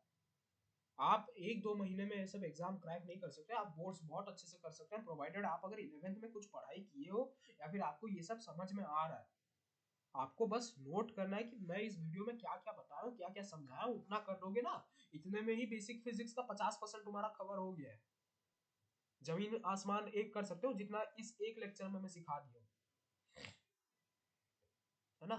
लेकिन उसके लिए भाई मेरे को भी दिन रात पढ़ना पड़ा, मेहनत करना पड़ा। आप देखोगे बहुत जगहों में dx बाई dt को अगर भी लिखा जाता है तो ये इंक्रीजिंग वेलोसिटी रहता है, वहीं पे माइनस dx बाई dt अगर लिखा जाता है तो ये डिक्रीजिंग वेलोसिटी रहता है, राइट। अब इंक्रीजिंग वेलोसिटी किसको बोला जाता है, minus D x by D T अगर डिक्रीजिंग है तो कोई चीज को डिक्रीज करने के लिए ऑब्वियसली बात है डिक्रीजिंग में अगर माइनस लगा तो ऑब्वियसली बात है लेस देन जीरो चढ़ेगा और ये ग्रेटर देन जीरो चढ़ेगा, कांस्टेंट एनालिसिस में इसको यूज करते हैं, ठीक है। तो एक स्टैंडर्ड कन्वेंशन में लिख दे रहा हूँ वेक्टर्स का। कोई वेक्टर क्वांटिटी अगर x वेक्टर है, if x vector coordinate axis में actually greater than less than zero नहीं लिखना चाहिए, वो मैथमेटिकली गलत है लेकिन फिर भी लिख दे रहा हूँ शॉर्ट में। Then x greater than zero होता है, अगर x vector greater than less than zero है तो x greater than zero minus x less than zero. क्यों, क्योंकि भाई x वेक्टर को ऐसे लिखने के लिए X N cap less than zero लिखना पड़ेगा, जिसके वजह से आप स्टैंडर्ड वेक्टर फॉर्म तो जानते हैं modulus of x N cap is equal to x vector, ठीक है। तो इसको इससे कंपेयर करो तो अगर मॉडुलस ऐसा खुल रहा है तो ऑब्वियस सी बात है कि x ग्रेटर देन जीरो ही है, यही रीजन होता है, ठीक है। इस तरीके से मतलब कभी कभी मतलब फिजिक्स में कन्वेंशन को लेके भी इतना सोचना पड़ता है। तो ये कोई चाइल्ड्स प्ले नहीं है, लेकिन हाँ प्रॉपर गाइडेंस के साथ और जितना यहाँ पे सीखे हो इस तरीके से अगर आप 2 महीने में 12-13 घंटा पढ़ते हो surely you can crack boards. और अगर कंसिस्टेंसी आप मार्च तक कंटिन्यू करके रखते हो बोर्ड्स को डरो मत। बोर्ड्स का सिलेबस आप जेई का सिलेबस अगर करते रहोगे 2 महीना 12-12 घंटा पढ़ोगे तो आराम से खत्म हो जाएगा बोर्ड्स का सिलेबस। कोई हलवा चीज है, ऐसा कुछ ज्यादा भी नहीं है क्योंकि फरवरी में आपको 20 दिन मिल रहा है एग्जाम के पहले, ठीक है। और उसके बीच में भी आपका बहुत सारा गैप भी है, जैसे कि आप मान लीजिए केमिस्ट्री के लिए 8 दिन का गैप है, आप 8 दिन में से 7 दिन तो भाई जेई का पढ़ाई करोगे। मान लो आप अगर उसमें आवर रिड्यूस कर लो 9 घंटे जेई का पढ़ो, बचा हुआ आवर बोर्ड्स का कोई पेपर देख लो, या फिर दिन में जल्दी उठो 5 बजे उठो शाम के 5 बजे तक जेई का पढ़ाई करो, ठीक है। शाम के 5 बजे तक जेई का पढ़ाई करो और उसके बाद भाई आप बोर्ड्स का देख लो। करने को तो बहुत कुछ हो सकता है लेकिन करने के लिए मेंटेलिटी चाहिए, है ना। समझ रहे हो, आप मान लो अगर क्लास कर रहे हो आपका सिलेबस 2 महीने में अच्छे से खत्म करो, 12-12 घंटा पढ़ो, यानी कि 6 घंटा का क्लास करो, 12 घंटा का पढ़ाई करो, 12 से 10 घंटा पढ़ाई करो। अभी दिसंबर और जनवरी कोर्स बहुत अच्छे से खत्म हो जाएगा और जब बोर्ड्स आएगा, बोर्ड्स आने के वक्त, ठीक है, बोर्ड्स आने के वक्त आपका 6 घंटा का क्लास टाइम तो नहीं रहेगा क्योंकि आप पढ़ाई ही इतना कर चुके कि आप 11th का कोर्स खुद ही से निपटा सकते हो, ठीक है। आप पढ़ाई ही इतना कर चुके हो कि 11th का कोर्स खुद ही से निपटा सकते हो, तो आपको कोई क्लास करने की आवश्यकता नहीं है। अच्छा बुक खरीद लो, जेई के एस्पिरेंट्स के लिए बोल रहा हूँ, बोर्ड्स एस्पिरेंट्स के लिए नहीं, बोर्ड एस्पिरेंट के लिए 2 महीना कस के पढ़ो, ठीक है। 2 महीना कस के पढ़ो। मैं जेई एस्पिरेंट्स के लिए बोल रहा हूँ, 2 महीना जिस तरीके से बताया हूँ वैसे पढ़ो। जेई एस्पिरेंट के लिए जो बता रहा हूँ, आपका जब बोर्ड्स आएगा तो 6 घंटा का क्लास का लेक्चर तो आपको बंद करना है, क्योंकि 2 महीने में आपको खत्म करना है at any cost. One shot take के करो, जो करके करो, क्वेश्चन भर भर के प्रैक्टिस करना है। अब क्या करोगे, अब जो बचेगा तुम्हारा, मान लो सुबह के 5 बजे उठे, 5 से लेके 5 बजे तक, सुबह के 5 से दिन के 5 तक, दोपहर के 5 तक तो आप पढ़ाई करो जेई का, क्योंकि क्लासेस तो आप नहीं कर रहे हो ना, वो 6 घंटे को आप यूटिलाइज कर सकते हो यहाँ पे। फिर उसके बाद आप पढ़ लो बोर्ड्स के लिए। बोर्ड्स को डरते हुए जेई नहीं हो पाएगा, अरे भैया बोर्ड्स में तो यही जब सीख के जाओगे, बोर्ड्स में जब ये सीखो, अरे भैया ये क्वेश्चन में क्या था, कुछ था क्या इस क्वेश्चन में? आई डोंट रियली थिंक इस क्वेश्चन में कुछ था, राइट? मेरे को नहीं लगता इस क्वेश्चन में कुछ भी था, it was a halwa question. हम लोग जब सॉल्व करते हैं इसको हलवा क्वेश्चन बोलते हैं, हलवा क्वेश्चन, ठीक है? एक बहुत अच्छे टीचर का डायलॉग है ये, हलवा क्वेश्चन। आशीष सर भी बोलते हैं हलवा, मतलब ये, मतलब ये क्वेश्चन कोई क्वेश्चन में गिना ही नहीं जाना चाहिए। मैं एक्सप्लेन करने में बहुत ज्यादा टाइम ले लिया, क्योंकि मैं बिगिनर्स को समझा रहा हूँ, लेकिन वो कोई गलत नहीं है। कोई बिगिनर अगर अच्छे से पढ़ना चाहता है, इट्स वेरी गुड, उसको सपोर्ट करो। लेकिन कोई बिगिनर हो या कोई पढ़ने वाला भी हो, अगर भाई वो ईगो दिखा रहा है, ठीक है, मर जाओ जाके, घंटा कुछ नहीं उखाड़ पाओगे तुम। एस्थेटिज्म करते रहोगे तो एस्थेटिज्म के नाम में, मतलब मैं बोलना नहीं चाहता हूँ, I didn't want to take that word, I don't want to take that word, लेकिन क्या मिलेगा? कुछ नहीं मिलेगा। समय है, पढ़ लो, जो अतीत में हो गया हो गया। बोर्ड्स एग्जामिनर, बोर्ड्स वालों के लिए एक ही चीज बोलूंगा, जिस मेथड से मैं हर एक इलस्ट्रेशन को समझाया, जिस मेथड से मैं बताया, मैं और एक वीडियो लाऊंगा कि सॉल्व एग्जांपल्स को कैसे किया जाए, ठीक है? और आपका जो एनसीईआरटी है और एग्जाम्पलर है, उसमें जितने भी एग्जाम्पल है या फिर एनसीईआरटी का सॉल्यूशन ले आओ। बेस्ट मैं बता दे रहा हूँ, यहीं पे बता दे रहा हूँ, बोर्ड्स के लिए एनसीईआरटी प्लस एग्जाम्पलर दोनों के सॉल्यूशन खरीदो, एक एक्सरसाइज उठाओ, पूरा पूरा उस एक्सरसाइज में, मान लो अगर 20, मैं आज तक एनसीईआरटी टच नहीं किया हूँ क्योंकि मैं अलग बुक्स यूज करता हूँ। उस एक्सरसाइज में मान लेते हैं अगर 20 क्वेश्चन है, 20 के 20 क्वेश्चन पढ़ ही डालो कि वो सॉल्व कैसे किया। थ्योरी पता है, पढ़ लो भाई। यही यही चीज हम भी यूज करते हैं जो 2-2 साल से पढ़ाई कर रहे हैं, 2-2 साल 3-3 साल से पढ़ रहे हैं। यही चीज हमको इंडिया के बेस्ट टीचर सिखाते हैं, चाहे वो राजवंत सर हो या फिर मान लो आशीष सर हो, या फिर अनुज सर भी है, अनुज सर भी है, वो भी बहुत अच्छे फिजिक्स के टीचर है। अनुज सर है, विनय उपल है, बहुत सारे टीचर्स हैं। वो सब यही मेथड करते हैं कि जब आपके पास टाइम कम हो तो पहले सॉल्यूशन पढ़ो। आपको जो स्कूल में सिखाया जाता है ना कि अरे थ्योरी सीखे तो पहले पहले सॉल्व करो, उसके बाद सॉल्यूशन लिखो, बे गधा गधा वाला चीज है ये, एकदम गधा वाला चीज है। थ्योरी थ्योरी तो कोई भी पढ़ लेगा, सॉल्यूशन अपने में एक डिफरेंट आर्ट है, सॉल्विंग अपने में डिफरेंट आर्ट है, थ्योरी रटना, थ्योरी समझना अपने में डिफरेंट है। और अगर आपको कोई क्वेश्चन, अगर आपको क्वेश्चन सॉल्विंग सीखना है तो पहले आपको सॉल्यूशंस पढ़ना पड़ता है, फिर उसके बाद उनको अनसॉल्व्ड की तरह अटेम्प्ट करो, ठीक है? फिर उसके बाद अनसॉल्व्ड की तरह अटेम्प्ट करो। ये मेथड जब इस मेथड से प्रोसीड करोगे तो आपके पास सिली एरर करने का कोई चांस ही नहीं रहेगा, सिली मिस्टेक, सिली एरर्स का चांस ही नहीं रहेगा, क्योंकि आप एक सॉल्यूशन को बहुत अच्छे से, क्वेश्चन के सॉल्यूशन को एनालाइज करते हो कि ऑथर किस तरीके से सॉल्व किया है, वो क्या सोच रहे हैं, क्या करना चाहते हैं। उसके बाद अगर टाइम बचता है then go to unsolved exercises, ठीक है? अनसॉल्व्ड एक्सरसाइजेस अगर एनसीईआरटी में कुछ है, मेरे को नहीं पता, वहां जाओ। बट अभी इतना कम टाइम में आई सजेस्ट कि थ्योरी पढ़ो, जो सॉल्यूशन बुक उठाओ, उससे पहले पढ़ लो सॉल्यूशन 20 से 30 क्वेश्चन का, और फिर उन्हें 2 से 3 घंटे के अंदर अटेम्प्ट करो। ऐसे करके आप आराम से भाई, अगर बड़े बड़े चैप्टर 10 दिन लेंगे, ठीक है, बड़े चैप्टर एवरेज 10 दिन लेंगे, छोटकू छोटकू चैप्टर को 7 डेज ले लो या फिर 5 डेज ले लो, ठीक है? इस तरीके से आप सॉल्व कर सकते हो। लेकिन अगर नहीं करोगे तो कुछ नहीं होगा, nothing you can achieve nothing अगर नहीं करोगे, ठीक है? और इसके साथ ही मैं रखता हूँ, आज का ये इतना ही है। लेक्चर बहुत ज़्यादा बड़ा हो गया है, अगर किसी को देखना है, जिसको पसंद आता है देखने में 1 घंटा का लेक्चर, भाई देखो, अगर जिसको नहीं देखना तो मत देखो, ठीक है? क्योंकि भाई ये टॉपिक है ही जिसपे 1-1 घंटा के ऊपर बात किया जा सकता है, बच्चों के करियर का बात है। और हाँ, और एक बार भी बता दे रहा हूँ, कोई बच्चा कुछ भी करे आपको देखना ही नहीं है, ठीक है, आपको नहीं देखना है। मैं ये बात एक वो स्टूडेंट बोल रहा है जो खुद पढ़े आ रहा है और रिपिन व्यू जैसे बुक्स को लगाते आ रहा है, ठीक है।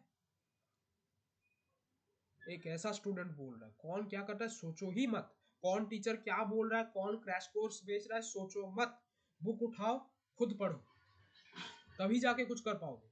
द टाइम अभी भी टाइम है, लेकिन अगर इससे ज्यादा हो गया तो भाई अप्रैल अटेम्प्ट छोड़ो, ड्रॉप में भी घंटा कुछ नहीं कर पाओगे।